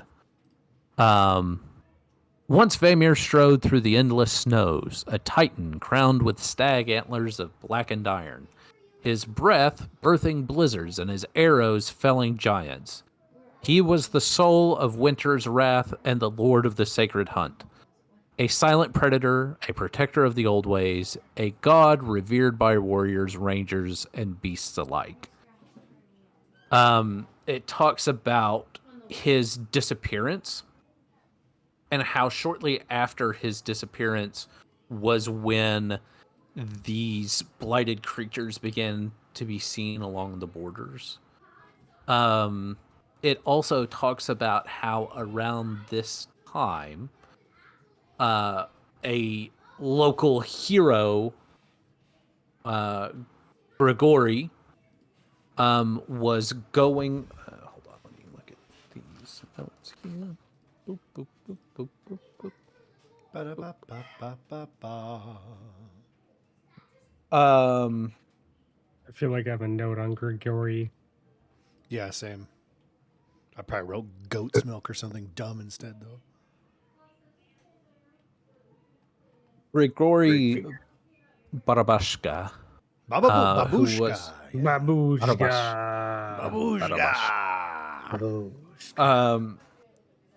how he was a local folk hero, and at the time he was gathering an army together. There are quite a few legends, particularly about Grigory. One of them being how his love for a local woman, Ileana, was once spoken about in songs and legends, and how she fell ill. And he began a journey to discover how he could bring her back to life after her death. Ooh. He had a sister who's not necessarily mentioned in the myths. And you also find something about a mention of the possible etymological ties of Grigory's folly being the pass that the Spires of Ubroinus now occupy is named Grigory's Folly. Grigory's Folly is the name of the Spider's Pass. Yep. And there's also a mention of a contest against a devil. But it doesn't say whether he won or lost that. It just says that, it's kind of mentioning some of his folklore tales. Had a contest against the devil. Had a love that is spoken of in legends and songs and things like that. By chance, does it have an author? And if so, what is the author's name? Nicholas It Flamel. It does have an author. And the fact that you smiled about that makes me know that Yeah, was that was a good question. good decision. His name was Beirut. Yeah. It was Eleanor's dad. Yeah. No, it's my mom. We gotta have mom in there somewhere this time. Actually, the name Barabashka does actually ring true to you, Eleonora. God damn it. Because that was your father's surname. Oh, we're getting somewhere, baby. Eleonora Bababushka. I am. Eleonora Bababushka. Eleonora Bababushka. Good questions, everybody. Good Well, where are you gonna questions. go? I might be at a disadvantage, but I still can kind of do stuff. Yeah, you're always at a disadvantage, Bo. Papa? Papa? Papa. Papa? Papa, can you hear me? Any thoughts at the mention of that name? Yes. And I know my dad's surname, right? Mom told me. Yes, you know your dad's surname, yeah. Okay. Well, I know he's a mystery, so. It's a he/him name now. So if you could just please use that correctly. Eleonora, is this your Yeah, data? I'm staring at. We're looking at a piece of paper. What are we? Sorry. We're looking at the book. Okay. She was fighting a cat. Sorry. We were looking for books on blight, and this is a book about myth and legend going over. And my dad's in local there. folk hero, and the guy's name is Gregory Bababushka, and local folk hero. Okay, so I'm looking at the Bababushka now. Bababushka. The Bababushka. Bababushka. Bababushka. Russ is like, I fucking hate you all. Spend this time Whatever. doing chat GPT. Yeah, you pulling don't even names do out any of my work. ass. You just use chat. Don't. AI is our dungeon master. Don't even. Bababushka. I'm looking at the name, and you all see the weird look on my face, like, wait a minute. And yeah, I know you guys probably asked. Is that me to say that. is that I- the I- name I- of your demon friend? No, that's the name of my dad. What? my I dad. mean, potato. Your Actually- dad's a demon? actually- So there is some stuff that I get from ChatGPT. That name is one that I came up with on my own. Thank you very much. Oh, that's why it was offensive when we messed it up. I rolled a natural 20 on striking a nerve.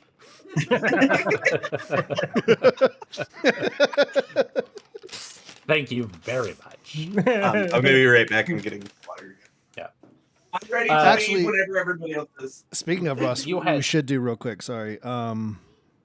Just because you mentioned it, they added. I'm just trying to get you to play Fortnite again. They added an AI Darth Vader in game that you can talk to, and like Yeah, based and off they AI, got him to say, we should see if we can get Darth Vader to run a D&D campaign in a match of Fortnite sometime. okay. Okay, deal. All right, continue. You would ask the name of the author. Okay. And the name of the author is Vesrin Cole. Best friend. Write that down, babe. Writing it down. Vespera coal mine.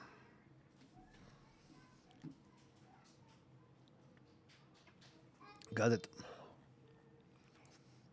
Did you know your dad wrote stuff? It's the babushka name that's my dad's, not the book author, The right? author's okay. name is not, it's Yeah. Berabashka, Yeah. was her father's surname. Interesting.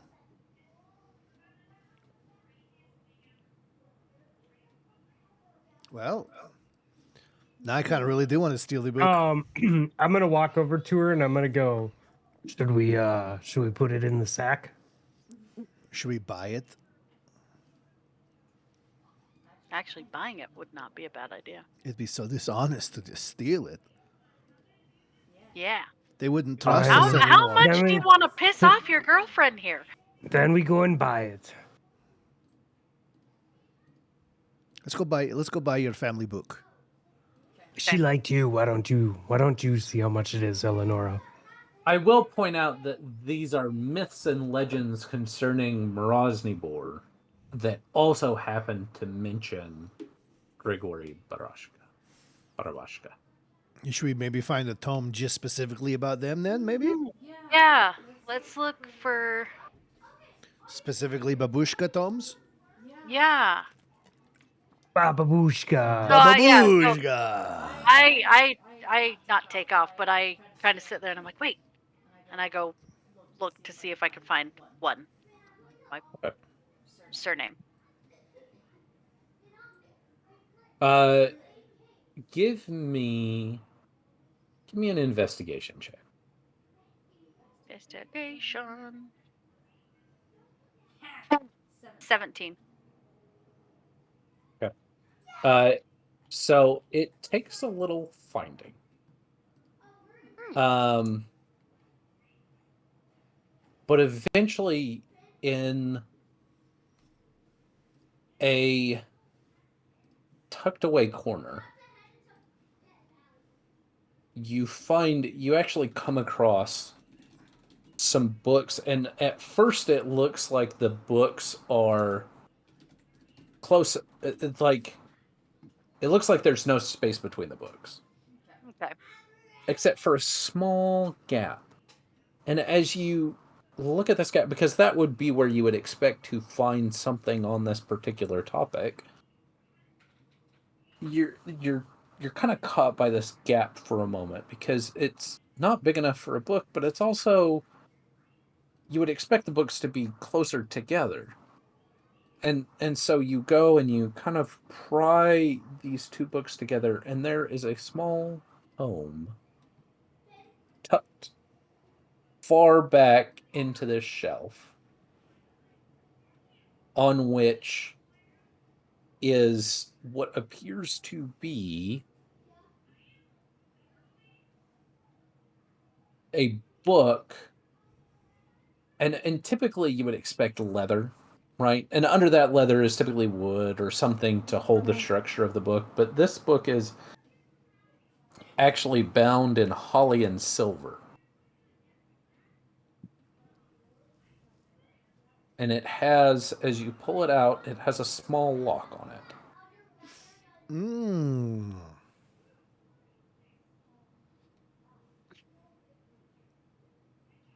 I take that.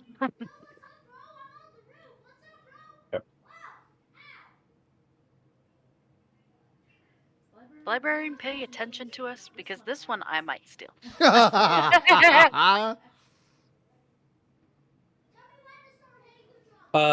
She's I not look in at the it. room. Okay. It is, like I said, it is locked. And it's not a big book. I mean, it's pocket sized. Okay. I could break that lock, no problem.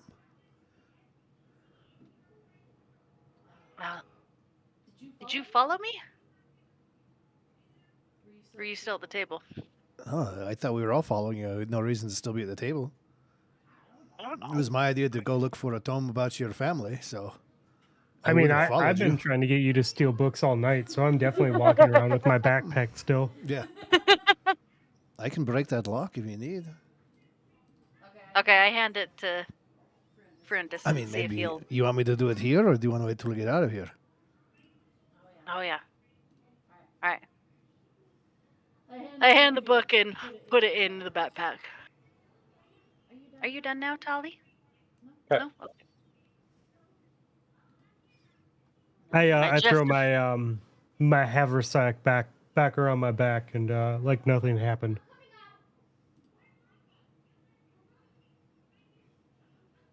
Tali, you knocked over my biscuits. Are you done? Okay. Yeah. Does anyone want any other books, or should we go? No, I'm No, good. the other books we'll pay for. This one's a family book. All right, let's go pay for this and get out of here. All right, I'm down. Or borrow. I guess since it's a library, we can borrow. Is she gonna make you sign up for a library card and everything? She may. She got printed on All his right. ball sack. I go. Are you going to her before you leave? Yeah. Yeah, she's gonna Yeah, try we'll and buy pay. the book from her. We'll try to buy the other book from her. Okay. She is sitting there at her ledger. I just put the book down. Is there a possible way to buy this from you? You put down the holly and silver bound book. No, that's in the back. The fish book. The fish book. I do I'm not know sorry. of what silver-bound book you are talking about, my friend. I think you are confused.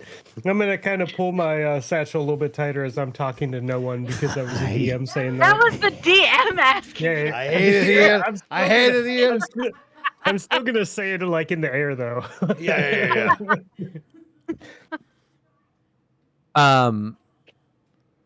I'm sorry, we do not sell these books. These books have been collected over centuries. Some of them are pivotal to keeping records of the docks here in Novi. They are priceless. As is the one that you have put into your backpack.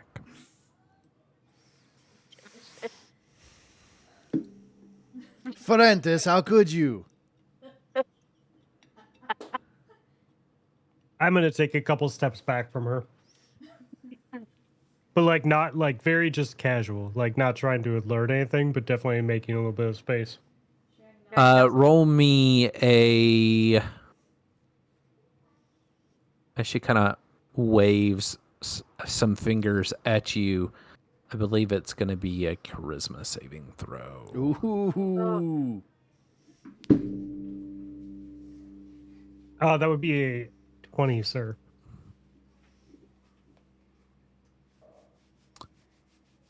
Oh, I'm sorry, wisdom save. Ma'am, you sure you Sorry. don't want charisma saving throw? Yes.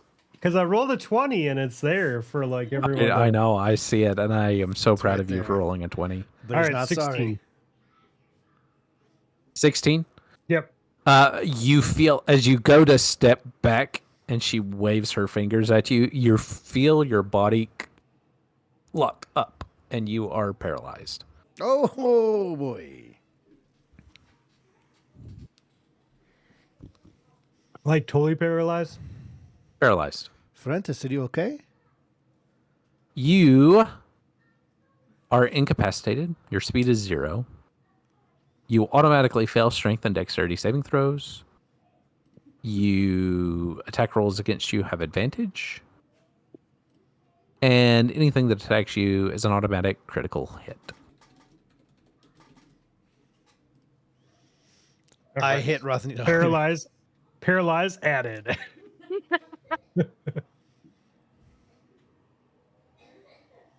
I look at the Peace. library bin. Say, we are sorry. It has my family's name on it, so we were curious. I don't know. I make up some sort of excuse. Oh, I'm sorry. What name was that? Good luck. Baba Booshka! Babushka. Baba Baboosh! I'm pretty sure that nor this tome, nor the tome that you have in your backpack have the names Bababushka in them. You know what we mean? Baba Booshka! I'm sorry, I don't know what you mean. I find it preferable to be exact in all terms of communication. Tell them your name, Eleonora! My name's. I don't know what was the actual saying of the name. Should have wrote it down! Baba Booshka! Booshka! It's your name! I actually should write it down.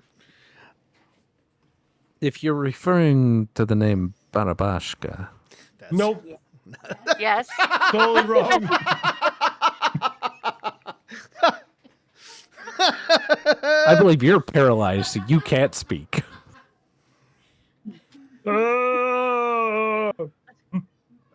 Okay. You're gonna have to say it and spell it for me. You're gonna write a note, ladies and gentlemen. This is a I big am gonna moment. write it. It is a Hey, big moment. Eleanor's Also, writing her don't- first D&D No. note, Now, will I remember how to pronounce it? Hell no. but you'll have it written down. Also, don't feel bad because not too long ago, Russell actually stuttered or struggled with saying it one of the times too, because I have that in my note too. I go, even Russell has a hard time with the name. Spell You're it. not wrong. Barbashka.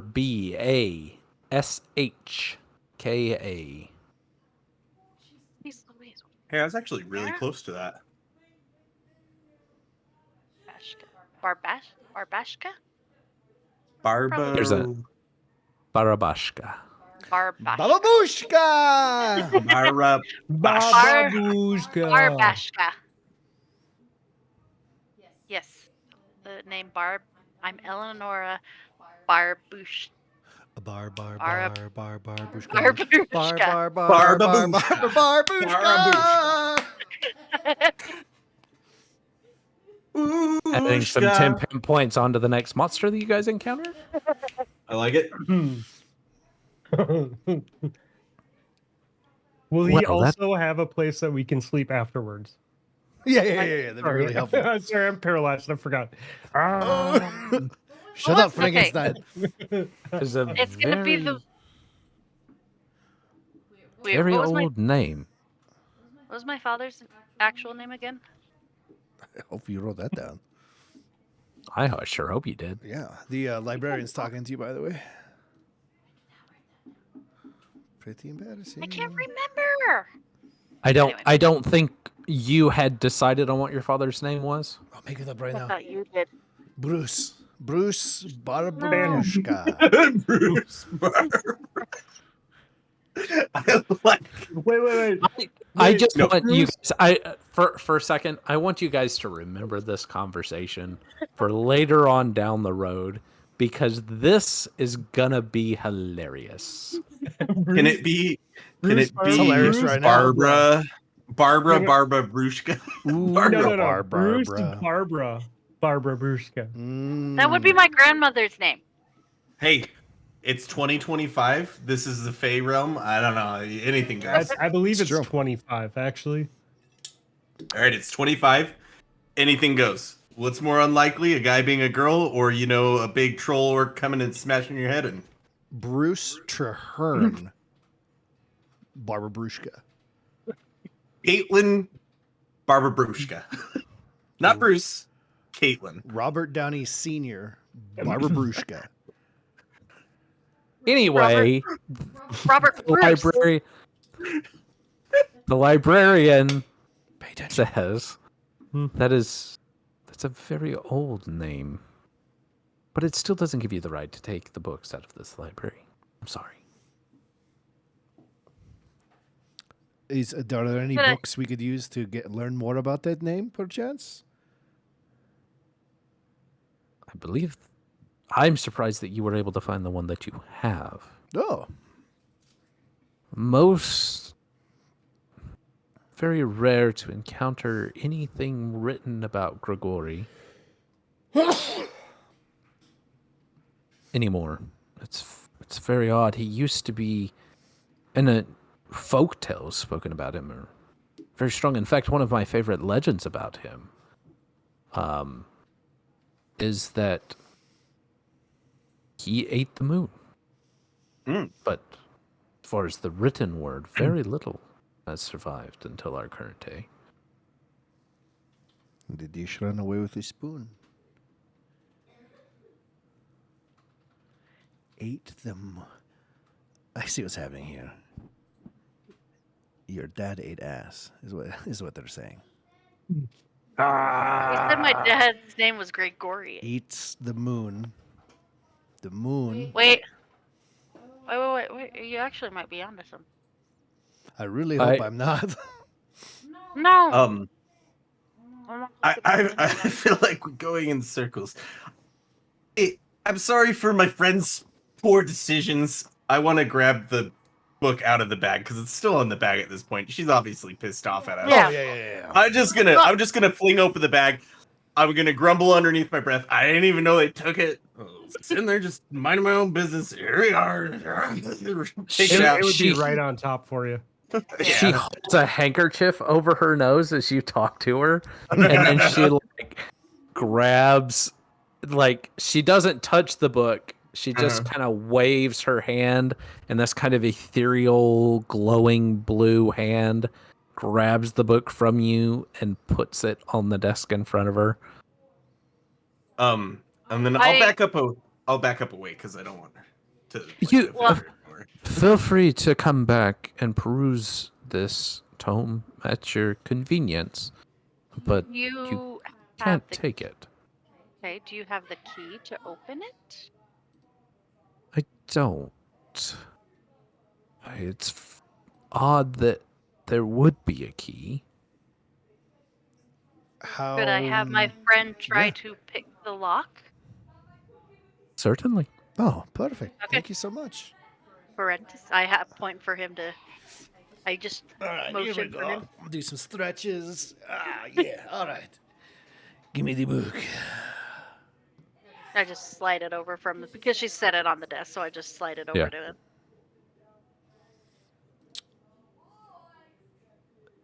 A natural 20. Oh, boy. dang. Oh! Let's go. Total of 25. Plus 5, yeah. The DC was 20. But I do need you I'm to make good at me this. a dexterity saving throw. I knew there'd be something. Yeah, absolutely. Yeah. That is not a natural 20, but still. Oh, it's a 21! Oh. Woo! Okay. 21. You feel it's almost like all the hair on your forearm stands up on end all at one time as you finish that unlocking, and there is this. It is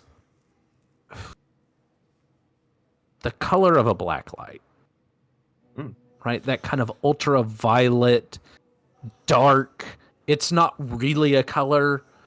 Okay. And it kind of flares across the surface of the book in these arcane sigils. And there is almost, and you back up as this skeletal hand grasps and then yanks back into the book. And then the lock clicks and falls open. That's not good. I mean, it's open. Yay! Did you guys see the thingy? I did. I can't see anything. I'm just a pile on the ground. We left him on the floor. Yes, I am rather surprised that She didn't undo I it. See, should that's have awesome. been able to see that warding spell on it before you opened it. I'm sorry, I did not mean to put you in any particular danger. Okay. Give me 1 second. I grab the book to slide it back over and look at it.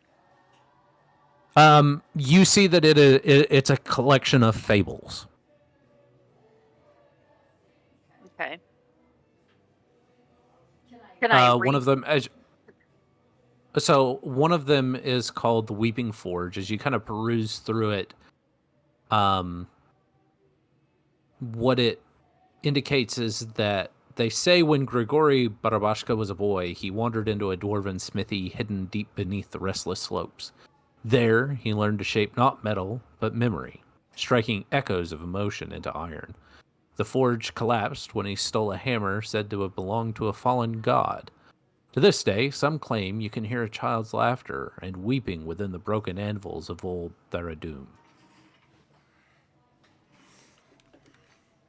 Is Baradun a town? Tharadoom is the dwarven city. Is it underground? Oh yeah, you weren't here. I was It reading is. the tomb, and apparently my father went to this dwarven town who learned how to not only make smelt metal, but also to smelt Memories? I will point out, this doesn't seem to be referring to your father. Oh. It is far older. It's a Yeah, different great. Yeah, somebody else. I thought Gregory was my father's name. Well, it could be actually. Hey, it might be Be Gregory named Jr., after- but I'm pretty sure it's Yeah, Bruce. It's Gregory Barbara. Bruce. Bruce Barbara. Anyway, so What was the he dwarf and- city again? Tharadoom. It was right on the outside of the town that we were on. I was gonna say I've It wa- it definitely was- heard that it name was the- before. Yeah, it was the tower that they did not. It was the tower that we stayed in was on that side Yeah, because they did not need to watch it.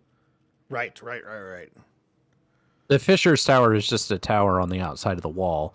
Kirill Ironbeard is from Tharadoom, and they have trade with Novi. Got it. But you guys can't see Tharadoom. You just know it's in the mountains somewhere. Borland would know. Of course, it's in the mountains. Yeah, of course I know that. Borland, have you Where been here else would it before? be? I mean, I'm you probably grew up there, right? No, I didn't grow up there, but I have been there. I did lots of traveling during my years as a warrior. You're still a warrior, Into- aren't you? Yes, but as a soldier, sorry. Oh, right.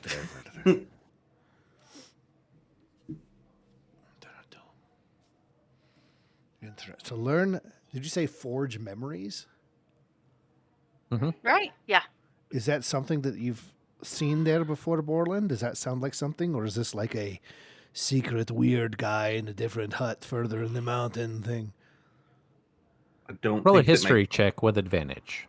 Okay. You want me to With do that? advantage? That's Borland. No disadvantage? That's so exciting. Well, because you have disadvantage, it ends up being a straight roll, but you don't have to roll it with disadvantage. I like it. History is a solid 11, baby.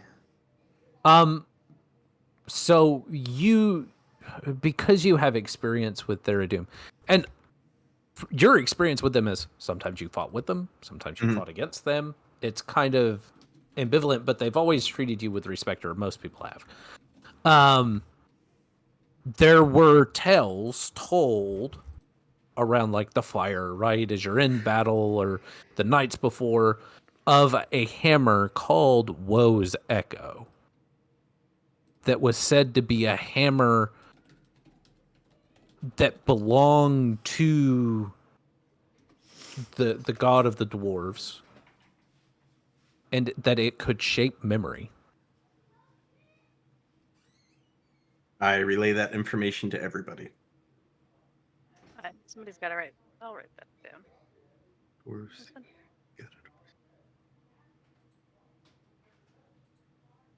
You also see if you're gonna spend the time to peruse it, there are several fables that you could get information about here. Okay. But that is the first story that you come across. It would take probably an hour or two to kind of sit and peruse. And we're at midday. Mhm. Okay. I want to do that. I don't know if the boys want to. I'll do that. I'll The get as much. peruse? Yeah, I mean, I don't have a choice. I'm literally paralyzed Oh, on the that's right. floor. Yeah, you. Can you get it. use Rothnito as a stand for your book as you're like sitting there? Yeah, I like Yeah, this. yeah. I just like. Excuse me. I just sit. sit on the floor, cross-legged, and like Put your book place right the on book it. right on him, and just sit there like this. So typically hold person only lasts for a minute. However, if Rothnito allows this, we could just allow him to be paralyzed and frozen in place while Eleanor reads on him. He I vote can at yes. least pretend to be paralyzed, being nice for Eleonora. I absolutely approve of this. Fair. So the next fable that you come across is called the Bone Bargain. In his youth, Grigori was said to have carved his own ribs from his body to create a crown of bone, offering it to death itself as payment to never meet again. The being he met was no reaper, but something older, something that taught him to hide his soul. Crown of bone to.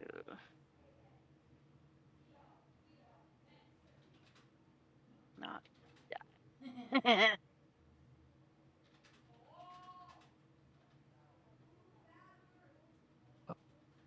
The next one is called the Serpent Pact. On the plains of Krimukan, Grigori was once bitten by 1,000 snakes in a test of faith. Instead of dying, he spoke back to them. From that day forward, he could command beasts of venom and deceit. The orcs claim he still wears their skin beneath his human guise. Can speak to beasts of venom. What was it? Venom and what? And deceit. So bad at spelling. Can speak to beasts of venom and deceit. Crown. Bone to not die, to hand to reaper. Okay. This one is called the Mirror of Grief. Grigori once loved a woman of flame and starshine, who gifted him a mirror that showed only the soul.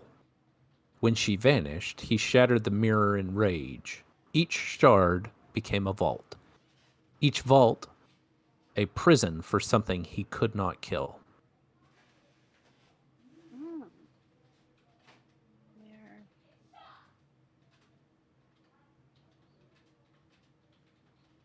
So a mirror Can't that kill. is broken, that Mirror shard of has prison. trapped.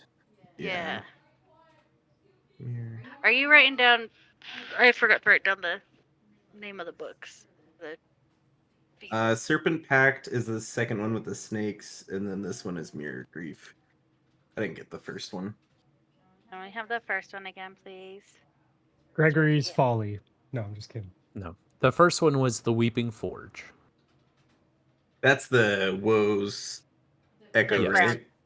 Yes. Okay, and then what's the second one? The one with Bone Bargain. Oh, Bone Bargain. Bargain. I didn't get.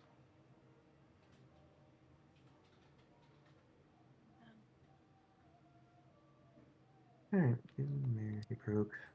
And the mirror one again. Sorry for all idiots. Mirror of Grief.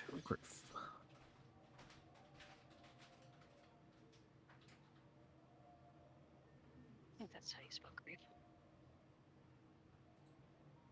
Okay. The next one is the Silent Bell of Ubroinus. I'm gonna say the silent bell. wherein Grigori visited the spires of Ubroinus, where he silenced the bell that called the stars. He told the monk there that the sky had begun to whisper his name. He left a page from the Codex Nocturne, a book written in dreams. Silent the bell to all. That is so creepy. That is really. It was like literally just his like one side of his glasses. I and know, then the it's top real of his bad. head. Yeah, the funniest part is I didn't even know they do. I think that was the point. Yeah. Well, normally I can feel his presence, but I didn't have it. I didn't bring any gifts. That's called a What was boner. the name of that book again? Or that scroll It's a pretty flaccid that bathroom. you Ron. used? The bell to call the stars. The Codex Nocturne. Codex.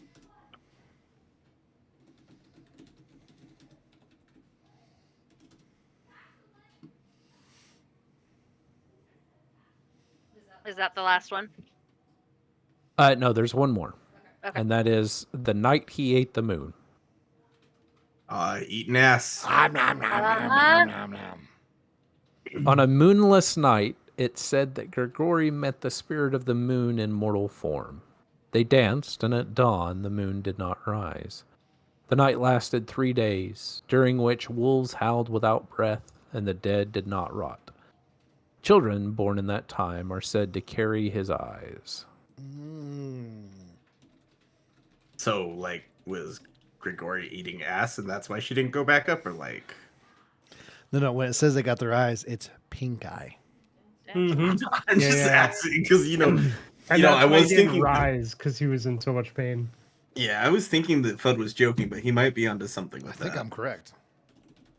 Okay. The moon lasted 3 days and danced with the moon spirit in mortal.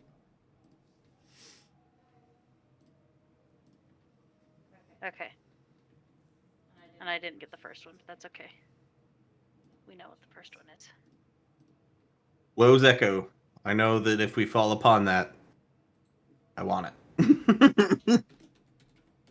Now I get it. No, I'm kidding.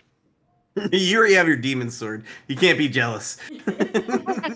Can't let your boyfriend know that you want another weapon, another god to control you. I'm sure they would clash. This is Eleonora. She has 5 boyfriends.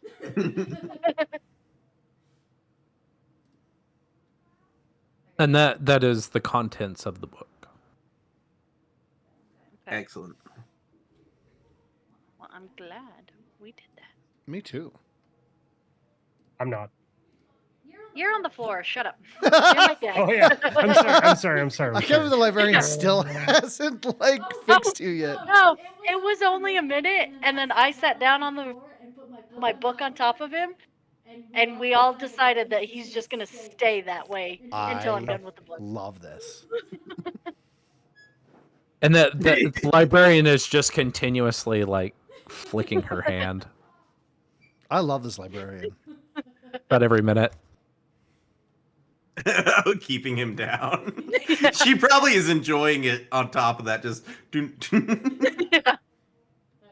I stand up, I stretch, and put the book on the counter. After the It's hour been that a- we. Pleasure, dear.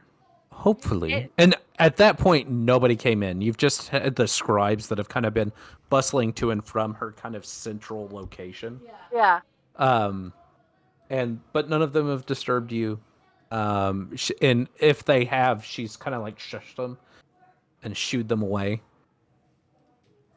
Okay.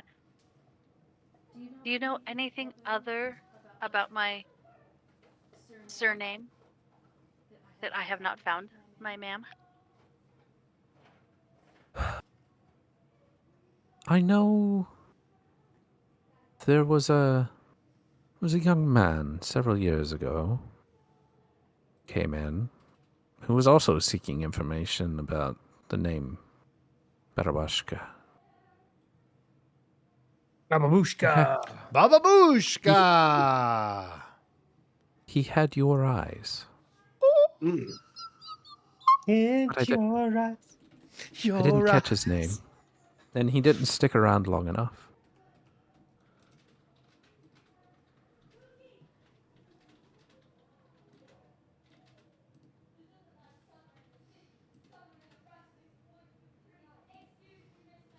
Your eyes. All right. Your eyes. Your Say on my eyes. family. Okay. There we go. Thank you. You have been very helpful, ma'am. And you've been a pleasure, dear. Take care of yourself. I will try. I hand the book back. And the other one too. Oh wait. Yeah. I just put that one back. Yes, Let's please, go, boys. thank you. And I walk out. So now you can get up. Is it being worn off now? Is that? Yeah. I'm gonna shake my arms a little and let out a sigh, and then slowly stand up and just kind of be wiggling like my joints and things as they're like pins and needling kind of back to full form. I'm also Just gonna sighing stand up. sighing Dude. every once in a while. I'm gonna stand up too, and as a stand up, I also did not move the entire time because I'm a tree, and it went like a tree bark cracking as I'm getting up. So as you're getting up, you actually see the guards that have kind of been following you guys around. They walk out with the chair that you had been sitting on, Mm-hmm. and they're kind of like holding it out because now it has just become this rotten, desiccated piece of wood. They take it out front and they throw it to the ground and dash it so that it breaks, and then they light it on fire. Did I do that? Did I do that? Oh, that's really good, Fudd. That's really good. Did I do that? Thanks. You knew what I was going for. I appreciate that. All right, well, you want to start asking directions for the warehouse now that we're afternoonish? Yeah. Yeah, probably. Let's go find my cousin. Yes, I love your cousin. I can't believe the odds of him actually being your cousin. That's crazy. That's crazy. We all know You each mean other. one of the dude. guards that's been following you around? Yeah, Yeah, the his one that's cousin. the dwarf. Who The dwarf pipes up one. and goes, "I'm not his cousin." I mean, have you checked? I turn around in shock and go, "You're not?" I hate my job. I really, really hate my job. Well, It's we're because he wishes he was back home in the mountains, boys. He probably does, because I do too. You've seen one, you've seen them all. You know how it goes. All right, let's speaking of mountains. Is that where we're headed? Or are we doing this warehouse thing? Yeah, we- We gotta do We're the gonna do warehouse. the warehouse. why the fuck did we go through the mountains right now? What the There was a reason. Oh, because one of the fables. You were gone. One of the fables was about Yeah. the mountains. About Yeah, The memory one. but we have to do the warehouse tonight because the meeting's happening tonight. Correct. Yeah. okay. Well, we don't know. We just are thinking it's happening tonight. We never got confirmation that it was happening. Well, that's Right. the only one way to know is if we go. All right. It says go to the warehouse. I am French now. Oh, really? Oh, let us go to the warehouse. oh, Look hey. look for As long as you're not- 17. Canadian. I feel like Oh. Rothnito's been flirting with the French accent all night. All night. This is true. How are you guys finding out where this warehouse is? We're asking my Oh, cousin. we go out on the street and we talk to the people. Oh.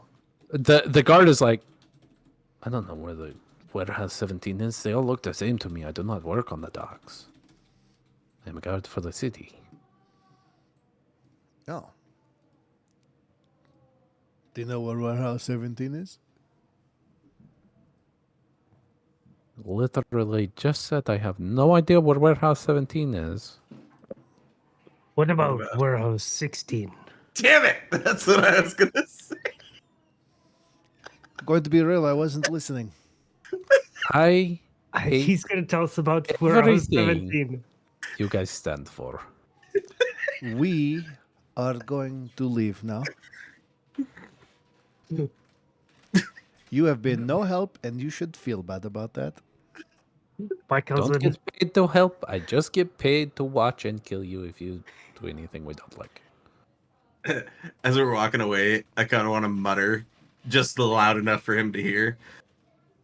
I don't think that guy's my cousin. He's not a very nice guy. Yeah, you are super No. nice, Barlin.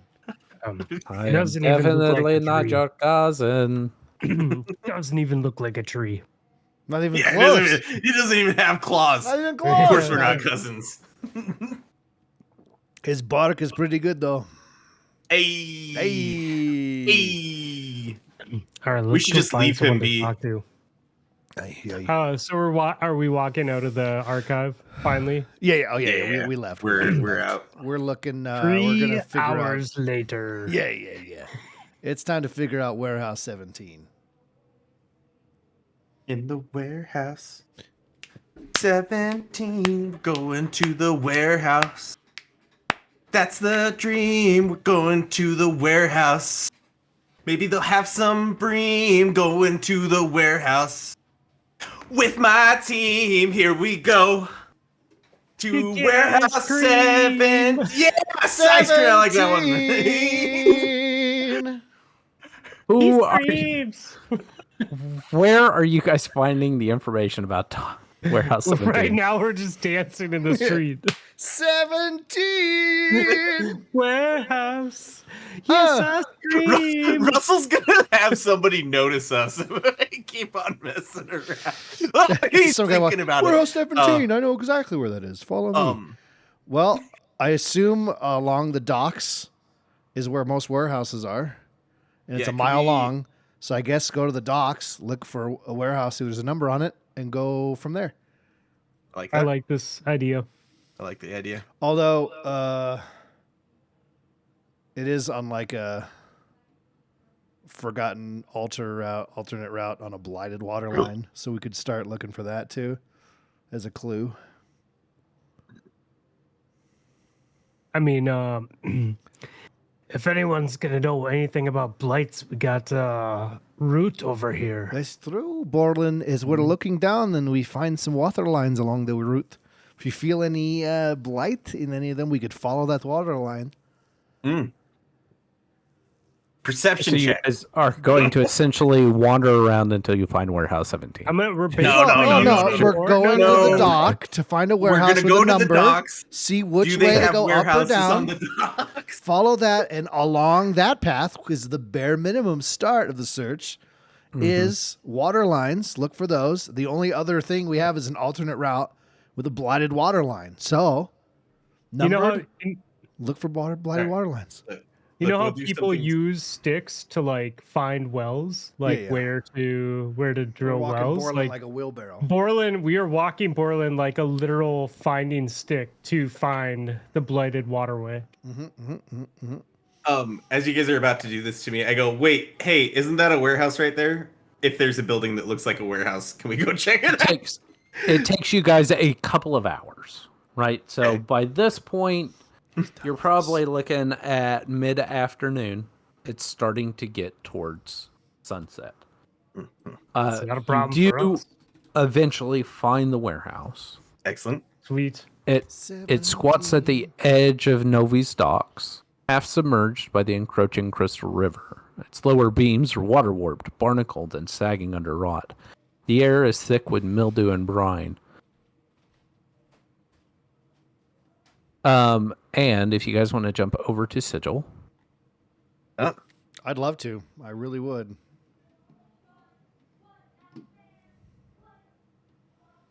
is it still installing the update for you? Still fucking It wouldn't installing. even. So, I finally got it to work for me, but I had to uninstall, reinstall, sign in, uninstall, reinstall, and then it let me do it.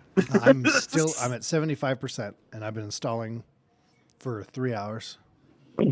Mine thankfully didn't do that this time like it did the other times. I hate this thing. Dude, that mine installed. bad. I had to install 2 things today, FUD, and they installed so fast. It's so weird, dude. I'm really glad for you. Thank you for sharing. I just want you to know that it was very painless for me. Hey, let me tell you. Let me tell honestly, you how nice it was. How I know quick what you're it was trying for to me, do right too. now, but honestly, I'm happy for you that you're not going through what we are, because I'm such a good friend. Oh, I'm not. What are we doing?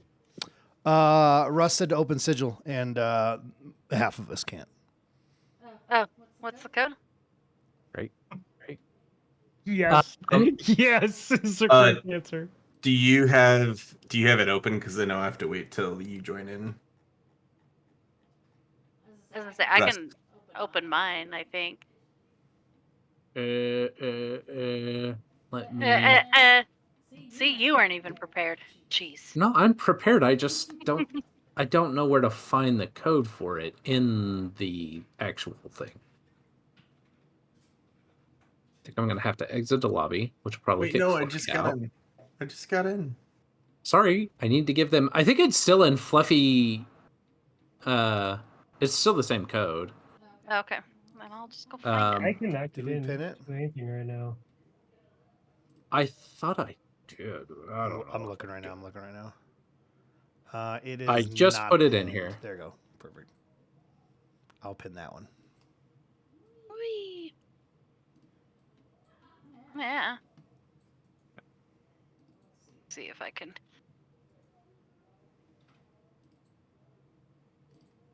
Join. Let's see. Well, that was dumb. You're dumb. Not you.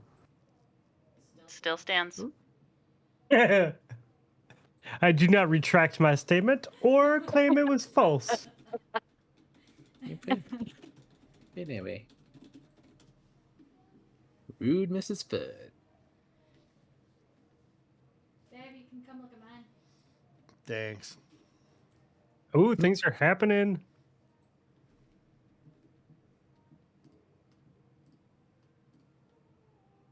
Okay.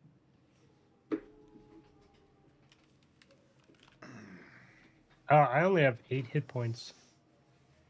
Yeah, just put your hit points back. It's from the last time. Yeah. We It also doesn't record leveled it up, from- so you Yeah. should have more hit points than whatever it is.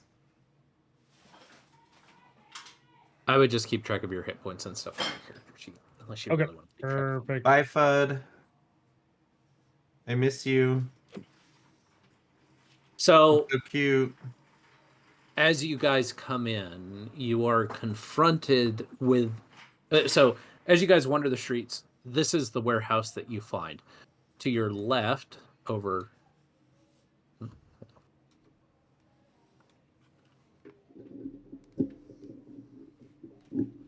here. Oh, I don't want to. Why isn't it letting me paint?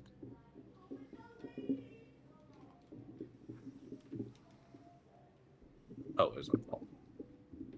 Over here is a warehouse. Over here is another warehouse. They're just blank slates, if you guys can see that. But I do have the roofs and their heights and everything. And this is warehouse 17. I like it.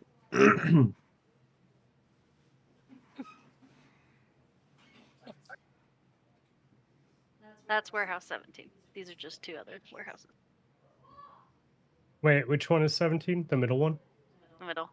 The one that actually looks like a warehouse, yes.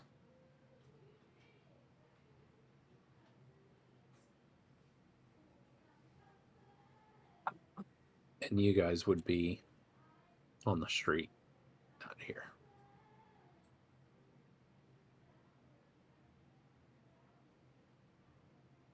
We're not gonna die at all. I sure hope we do. And Eleanor, if you click on your mini, that the druid, you should be able to claim it, and then it'll connect to your player. Yeah, twice. So if you click on like the profile down in the bottom left,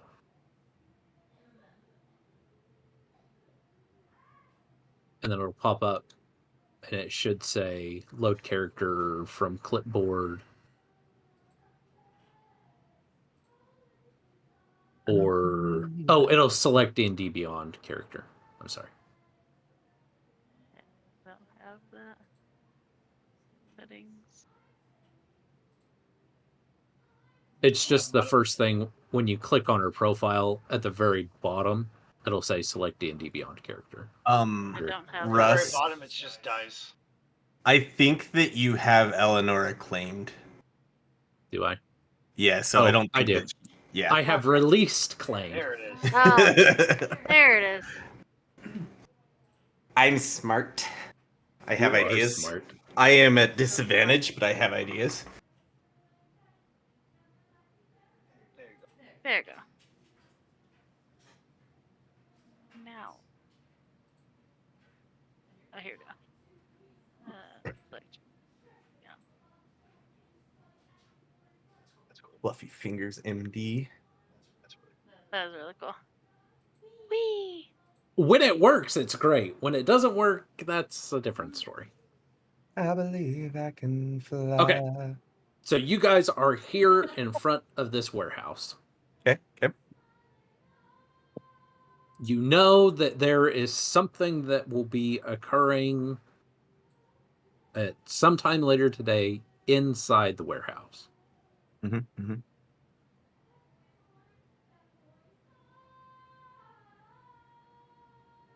So what would you like to do? Are we at the time of day yet? No, you're still a couple of hours away from the time of day. Okay. You can get on any of the roofs nearby. There's this. You back here. you absolutely can. Like, this is... So, I have set this up where you guys have free reign. You can sneak in, you can barge in through the doors, you can investigate around it, you can do whatever you want to do. That's why I wanted to utilize Sigil, because you have a 3D environment in which you can decide what you want to do. That's kind of the idea here, is to kind of help free a lot of these things up. If you have fly spells, you can fly up to the rooftops. You can try to find another way in. You can go in guns blazing. It's really up to you. I want to go and see if we can listen at the door, see if there's anything we can hear inside.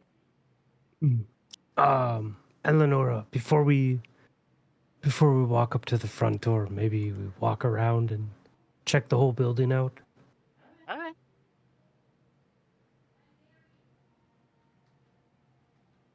So you guys want to look around? Are you wanting to go to the east or the west? You want to go east, west? Let's go east.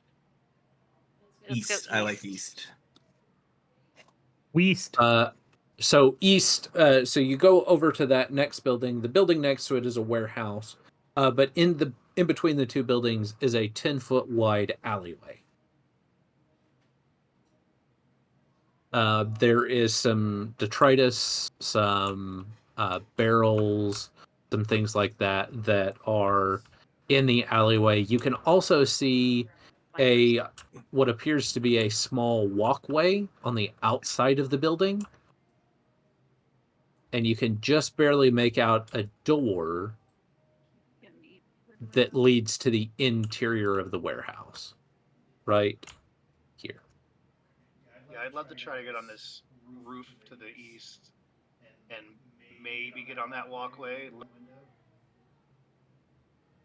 Okay, so how would you like to get onto that rooftop? I would like to jump 20 feet straight up in the air. I can help you get up there. I'm just kidding. I'm not making that. I'm not making that jump Yeah, at I'm all. gonna let my homeboy give me jump. I can get foot up there. Yeah, take Okay. front and put him Well, up there. I was gonna. Well, Fudd could probably get up there because he's a ranger. I think the only one that would have a real problem getting up there would probably be me or Eleonora. Yeah, that's why we can't help you. Sounds good. Yeah, if you want to cast jump on him, that could be a way. Gives you vertical feet of what? 30 per.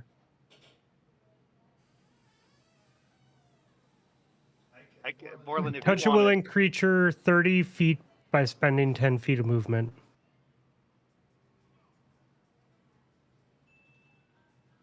Yeah. That would put. I mean, that is that high enough that he could go.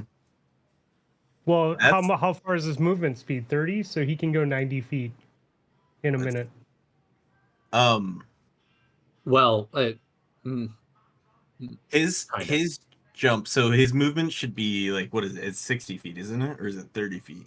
I'm 30 feet. 30 feet. 30 he can feet. expend So then it 10 would be feet to jump 50. 30 feet. Correct. Borland, if you want the spell, I can make like a grappling hook or something. Fine. I got an idea. I got an idea if you want me to do it first, see if I fail or not, because there's a good chance I will. Let's do it. All right. Fudd, you're hard to hear on her mic. I'm doing the best I can. Yeah. Oh, You okay. just gotta scream at the top of your lungs. But actually, don't though, please. I want to get real close to that wall right there. You know, that one that I'm looking at. I want to kind of like. Okay, yeah. I want to like kind of caress the wall, get some feelings for it. Okay. Okay. All right. I want to use my claws Uh-huh. and my wooden features. And I feel like I've had enough time that we're like, I've been sitting on things, I've been laying on the ground, and I feel like I've had these like tendrils come out. What are the chances that I could try grabbing onto the wall and having my tendrils kind of let me Spider-Man up the wall? I believe. Roll me, because you also have, as a dwarf, I believe you have an ability that allows you to I certainly do. understand stone. It's stone cunning. Stone cunning. And it gives me a range of 60 feet for 10 minutes anytime I'm touching stone. Okay. Yeah, roll me an athletics. That's +6, but I also have disadvantage. I'll give it to you as a straight roll. Well, straight roll is 13. Let's see what my disadvantage is anyways. Oh, man. 13 it is either way. Okay. Yeah, you climb up to the top of that building. Hell yeah. Don't need no jump spell. I'm Borland Iron Spice. Borland Stick Fingers. There are I'm for people moving around. Now, luckily you did it in the alley. Mhm, So nobody notices it right off the bat. Like Honestly- you are right off the bat. You are in daylight. Oh, yeah. Hey, And that's... You're kind of suspiciously like casing out a warehouse. You know what? I'm going to lay flat once I get up on top, because there's that little thing right there. I'm just going to lay flat just kind of like right here and just lay there. Okay. Excellent. So I am prone at the moment. Excellent. Don't use that against me, please. I beg of you. We'll see. Okay.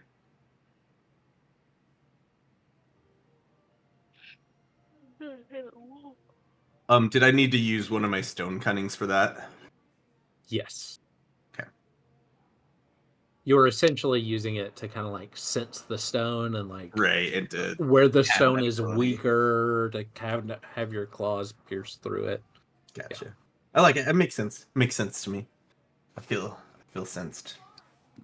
You were essentially able to use a natural spider climb Oh, I love it. through a combination of abilities. Spider-Man. Spider-Man. Actually, I am root. It's the wrong Spider-Root. Spider-Root. wrong Marvel character. Spider-Root. All right. Did somebody want to cast jump on Ferentis? Yeah, you still want to go up, right? Up Do you have a way to get up there? 'Cause I Yeah, I can actually do. Don't forget I can do a jump level 2 and cast it on both Eleonora and Ferentis. Okay. Do you have a way to get up there? If you want. Do I? Yeah.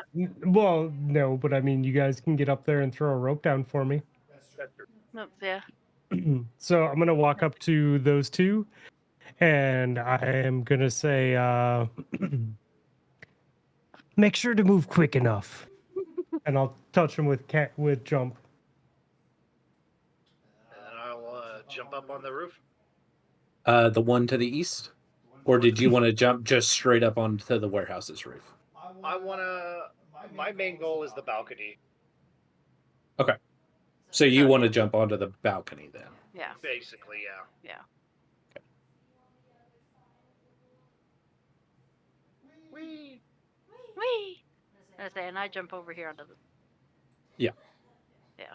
Okay. And then I'll And there are windows up here. If you can see those. Yeah. So then you'll tie the rope here at the edge and throw. go down for Roth.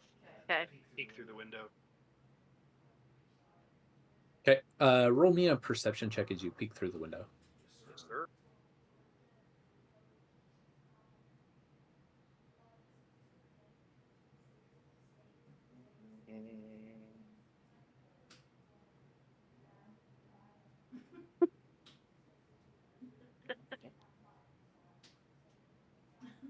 I should have. Start with impromptu.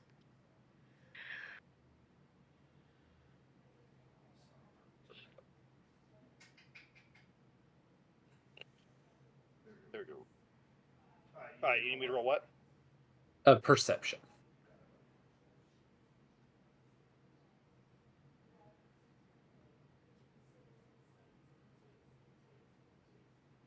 That is a 15. Okay. So you glance into the interior of this building, of which you find it is an open space except for the balcony that surrounds the outside walls. And that balcony is 5 feet. You see that the open in the interior of the building is open, filled with crates and barrels and other sundry items. There appears to be an office as well on the second floor that you can't see into right now.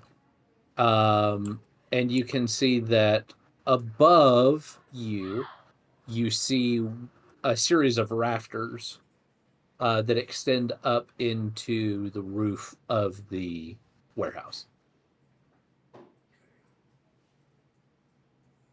But you don't see anybody inside the warehouse. You do see some torches, some braziers, things like that. So that door doesn't lead into the office. The door doesn't lead into the office. The door leads onto the balcony that surrounds the exterior walls of the warehouse. And then the office is on the opposite side, so nobody's in there. He said.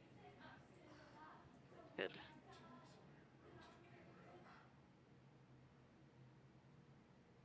I thought about that too. I was like, oh, could you just go all the way around?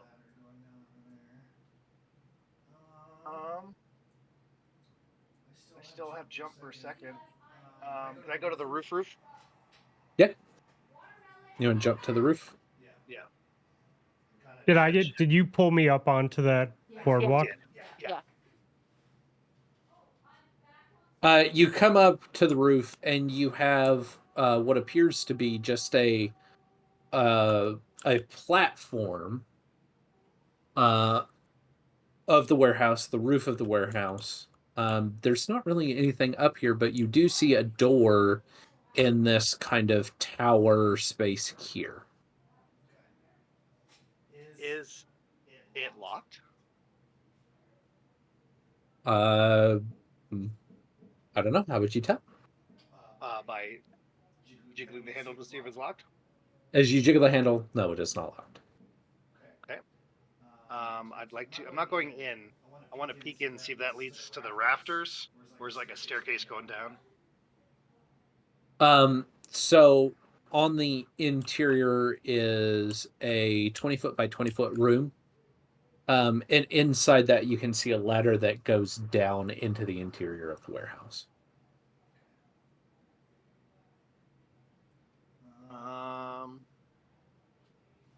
I'll go back kind of over to everyone else. Okay. If we're watching a meeting tonight, this would be a good place to go down.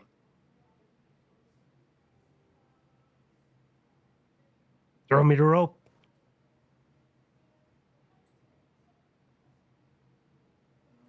Nothing to tie to. I'll just have to hold it. You gonna He-Man it? He-Man it. Well, would Eleonora still have jump then too? She would, yes. Oh, okay, so then I'll just jump. You think I can make that? Oh, Yeah? Yeah. All right, so then I'll jump from here up to here. All right. Spider root. Yeah. All right, spider root. You guys, I'll take the ladder or the rope too. Kind of slowly make my way across, trying not to swing anything. Okay, real quick. Yeah, before we get too much further. Stage.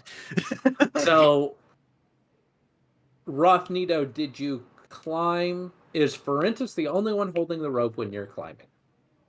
Oh, as soon as he throws a rope down, I'm not gonna know what's going on up there. So I just start climbing as soon as he throws one down for me. So that's up to him. Mundo. I'm bracing my feet, but that's it. Okay, roll me athletics. Me? Which one of us? I need Ferentus to roll me an athletics check. 10. You get about 10 feet up, and then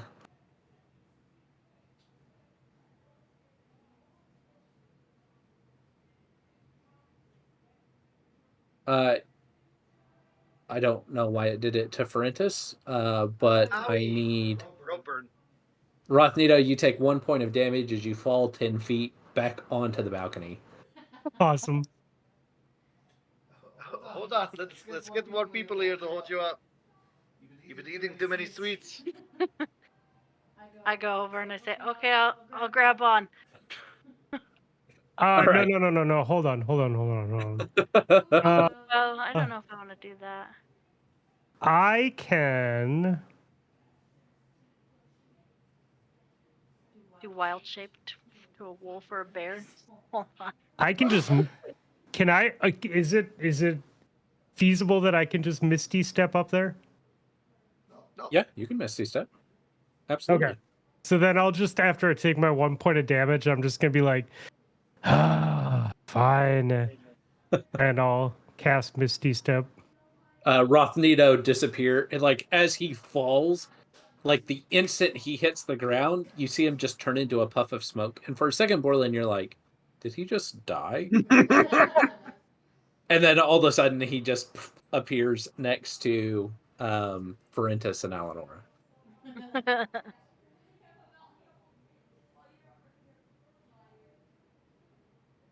Right. Now, Borland, you can try to also use the rope. How are you getting to the balcony? I want to look at Ferentus, and I want to look down, and I want to go, I think it's going to take all three of you. Oh, we've got this. Okay, so with all three of them holding the rope, I'm going to go, shoot, because... Do you have jump to jump onto the balcony? Yeah, he's going to make me swing. But because here's the problem: is it going to be a stealth thing or not? You know, I think there are people who saw Rothnito, like they heard Rothnito fall, and they're like peering into the alley. Okay. Hold But on. they haven't seen anything because Rothnito disappeared as soon as he fell. If So- that's the case, we should just wait for like another 30 minutes or so, or 20 minutes or so. Wait for people to go and be gone before we do anything. We all just sit down. Hey, we're here. There's no need for us to be all worried about anything. And I would like to just use pass without a trace on us. Then. Yep. So a veil of shadows and silence radiates around you, masking you and your companions from detection. For the duration, it's everyone within 30 feet. You have a plus 10 bonus to stealth checks and can't be tracked by magical means, or except by magical means. How many casts of that do you get? 1 per long rest. Would you want to save that for when we're actually doing the spying, though? Okay. Yeah. That'd probably make more sense. I mean, it's for an hour. I don't know how long we have to wait. So We still have a couple hours until we okay. get... Okay. Then I'll wait. I can I like a dagger to one end of the rope, and throw it over to you, and so instead of like swinging across, you can like monkey rope crawl over. Well, let's see. How long of a jump is that? That is 16 feet. That is definitely swinging territory. You guys are throwing the rope across to him. So my thought is, get something, tie something to the rope so it gets to him. He can secure it. We secure our end. Instead of him swinging, he can like crawl across the rope instead of swinging and making noise. Okay. Tight rope walker. Tighter. Yeah, but Upside down. Yeah. Yeah, we all know how well that went when I did that in high school with you. it went well until you hit the rocks. It went really well. It was a branch. But yes, There was rocks under the branch. Wait, That's true. When did this happen? What? Anyway, we do that. here's a question. How would we take the rope down so that nobody would see it? That's our escape rope. Yeah, it's our escape route, and then we'll take it afterwards. Oh, it's always... I know Russell, and he's looking for anything. He's gonna say that they're gonna see that rope. You would see a rope hanging across from roof to roof. That would be something. It's a that warehouse in a fishing village. Rope is, so normal. Let's do this. So you have the rope down, okay? Yep. I use my spider Groot to the point where I'm like really close to the balcony.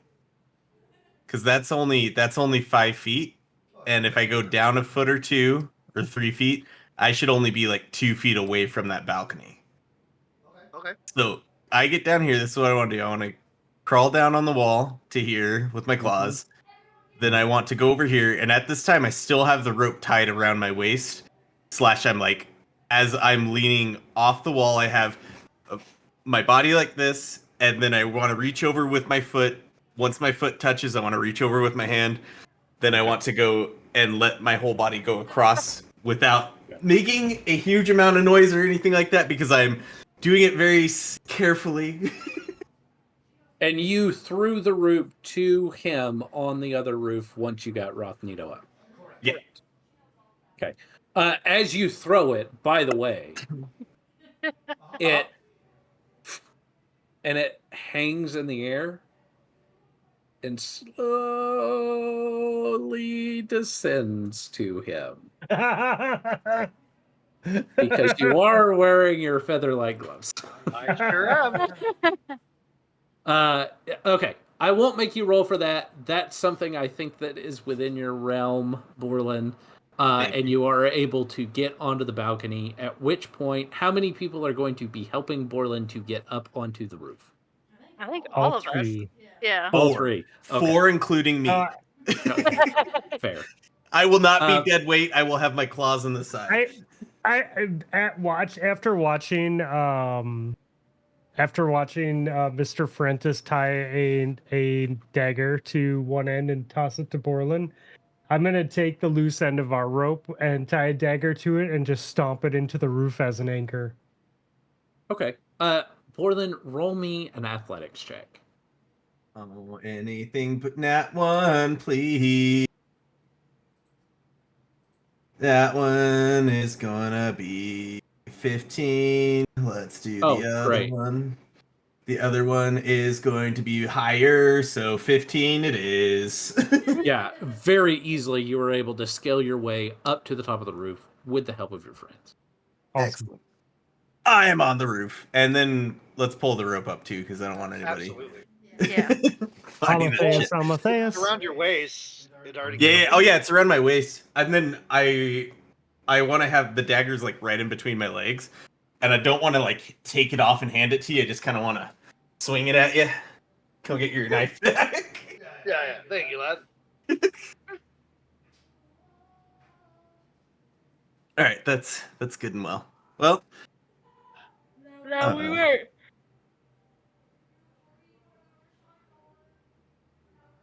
I'm gonna come over here. I'm gonna lay down, cause ain't nobody finding my dwarven ass.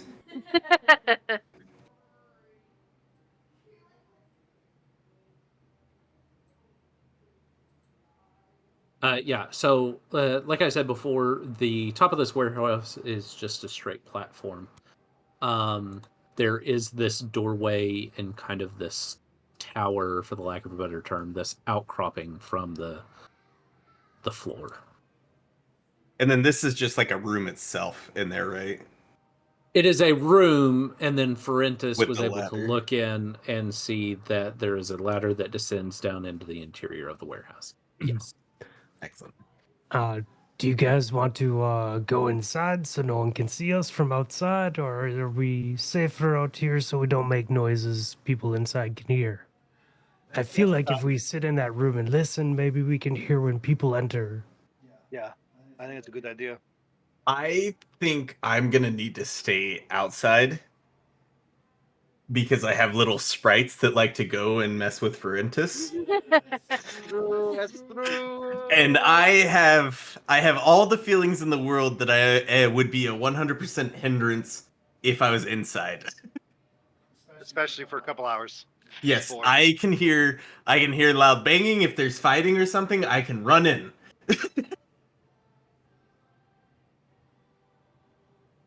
That's what I feel for me. Yeah, I'll wait in that room. Yeah. Wait for people to show up, listen, drop down, kill everyone if we need to. All right. So as you come into the room, you can actually see that, and you kind of, Rothnino, as you come up to that ladder and you peer down, you can see that this is actually, it descends down into the office. So below you is another kind of balcony platform that goes around the exterior walls of the office, where you see bookshelves, seems to be where lots of records are kept. And then another floor lower descends into the actual office proper. If anyone shows up, I will cover us in silence. Good idea. I guess because we do have that spell. I wonder if I should just hang out with everybody, kind of just like hear something, or inside just barely. Well, it's 30 feet, so you would be covered. Oh even yeah, if if I'm you're right outside. here. But do you have to have vision on me for it to work? Each creature you choose within 30 feet of you. Nope. Sight has Okay. nothing to do with it. All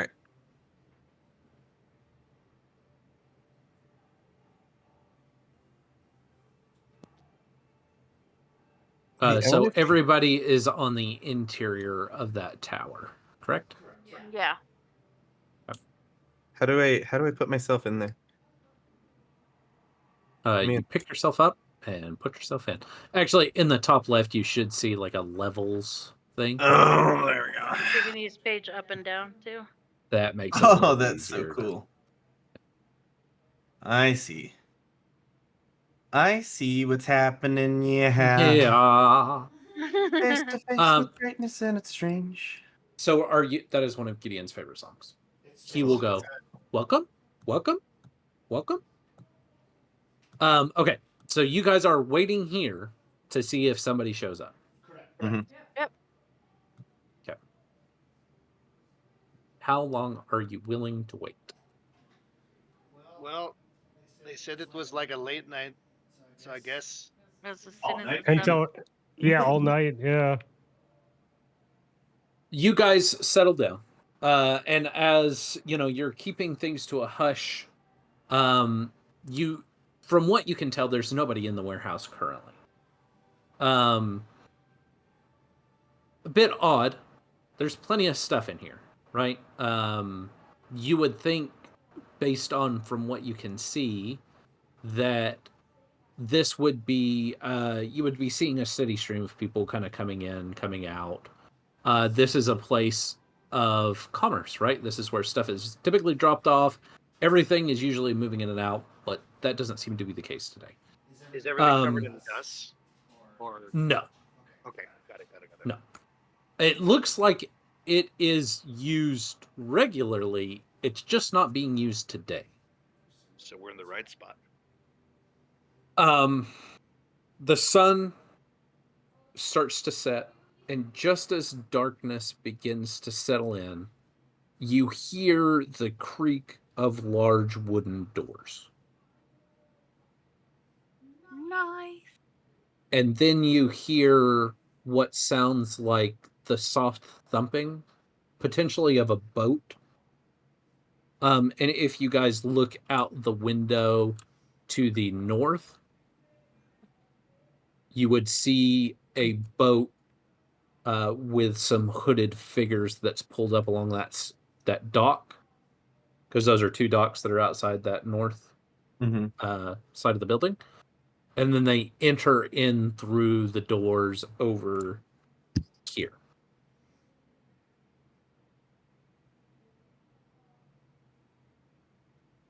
You hear some muffled talk. Everybody give me a perception check. Perception. Perception check. Well, 15. 17. 9 for me. Okay.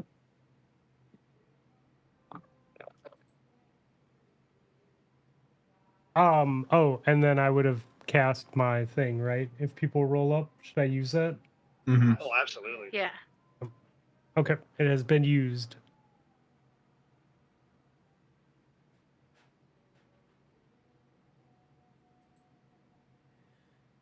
What did you get, Francis? I got 12. Prentice Okay, was I couldn't 12. hear you. Eleanor was 15. I was 17. Borland was 10. From where you guys are at, you can't quite hear what's happening, nor can you see what is taking place.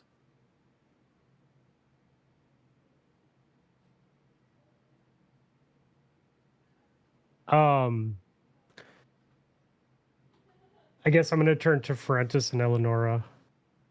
Should we try climbing down the ladder? I can't hear anything. Think so, yeah. Yes. I need everybody to roll me stealth. Hold on. Do we get... Hold Oh, on, no, hold on, hold on, hold on. You get a plus 10 bonus with your pass without trace. Oh, okay. So roll. Roll it and then add. So 25.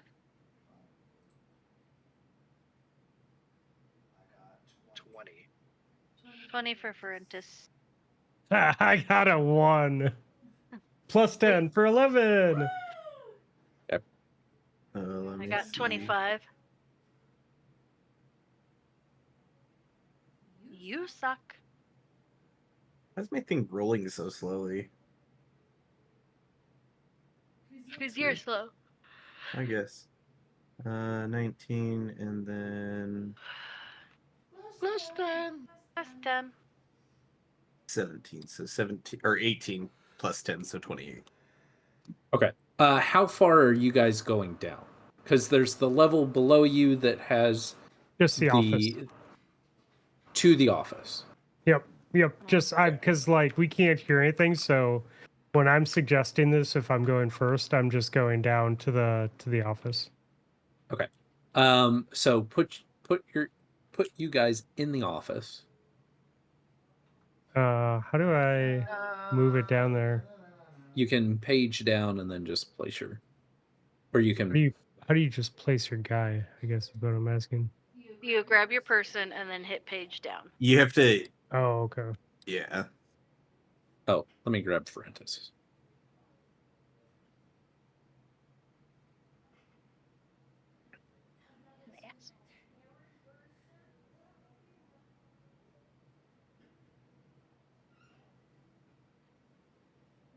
Yes. So cute.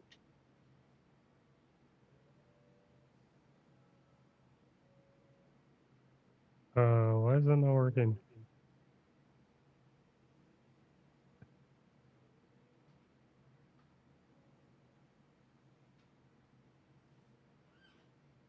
Is there a hotkey to page down?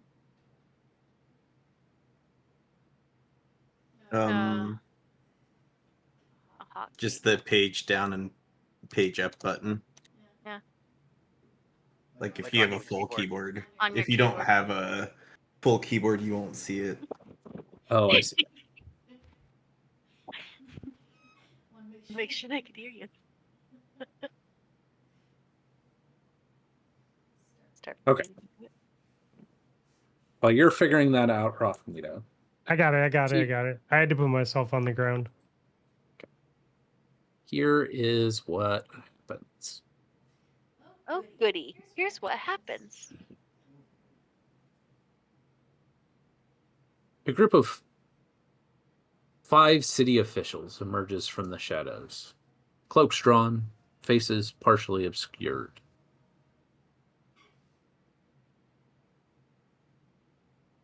You see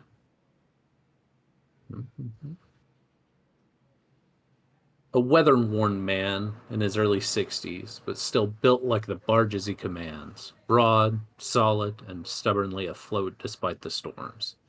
His skin is rough and sun-spotted, his hands permanently calloused from decades on the oars and tillers. A tangled gray beard hides a cruelly set mouth, and his left eye is cloudy with an old fishing hook wound. He always smells of river brine, cheap pipe tobacco, and eel oil. He wears a thick oilskin coat stitched with silver thread in the shape of trout scales, ostensibly a mark of pride in his guild, but really a sign of his status within the hidden cabal.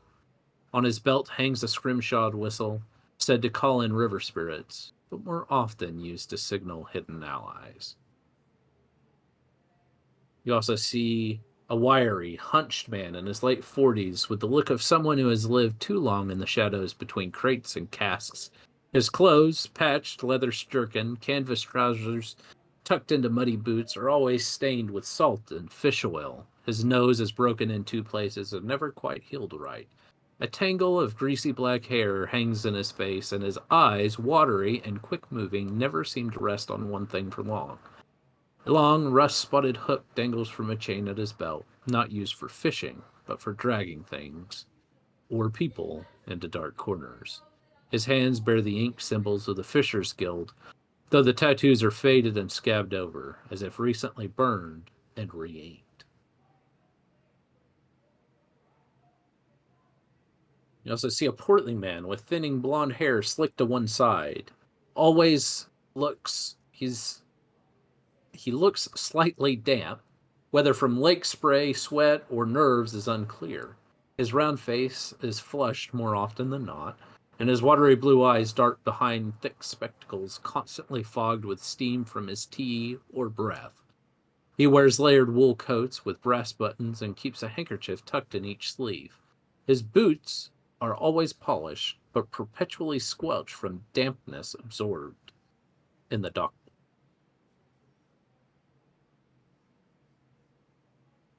And they're in the room with us? They're in the room below you, Okay. in that open space.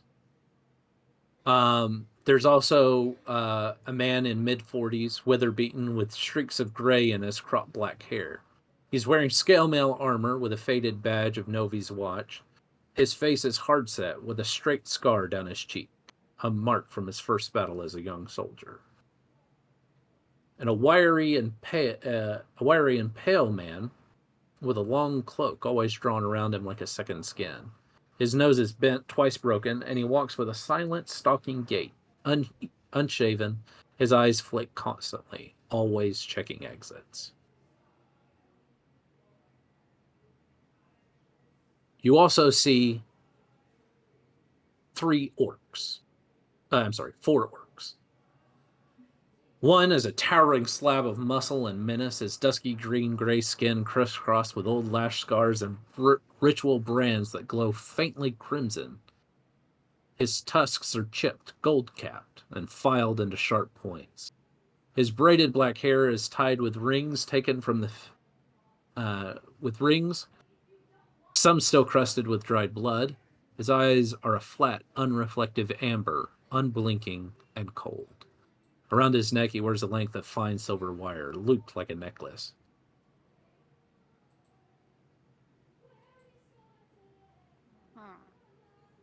There's a smaller orc, wiry, hooded, and moves like smoke.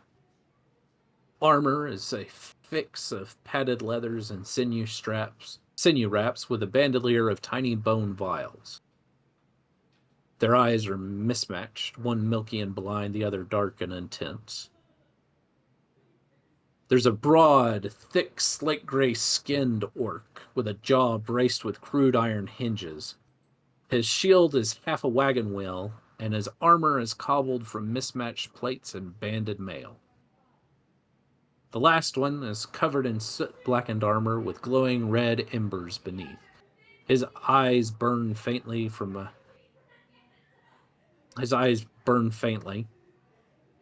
and he carries a brazier on a chain filled with hot coals and herbs which he swings like a censer.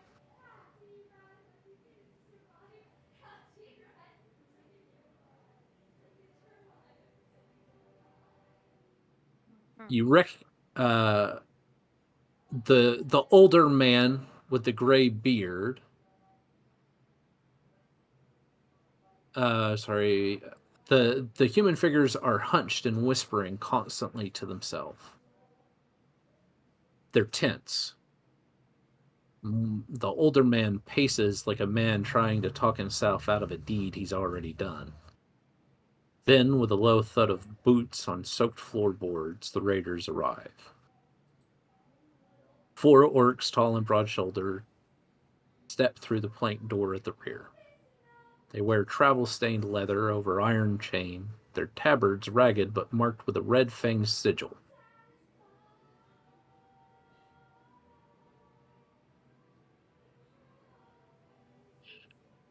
The older man says, "You are not supposed to bring weapons inside the city." The orc with the silver necklace snorts. "Then perhaps you should hold your end of the bargain tighter, little man."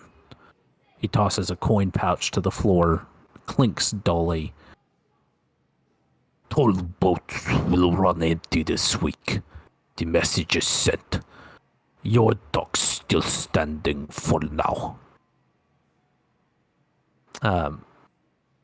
The man with the patched leathers says, "We need guarantees that your warlord stays out of Novi, that these attacks remain surgical." The orc growls. "Grimtooth does not bargain. He feeds. You keep the river open. You fund the silence. You point us to the caravans, or he feeds elsewhere."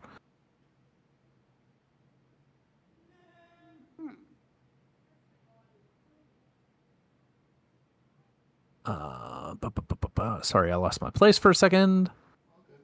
The blonde man wrings his hands and he says, "We must adjust the tribute schedule. Fewer questions that way." And the orc grins and he says, "Good. Then we all sleep tonight.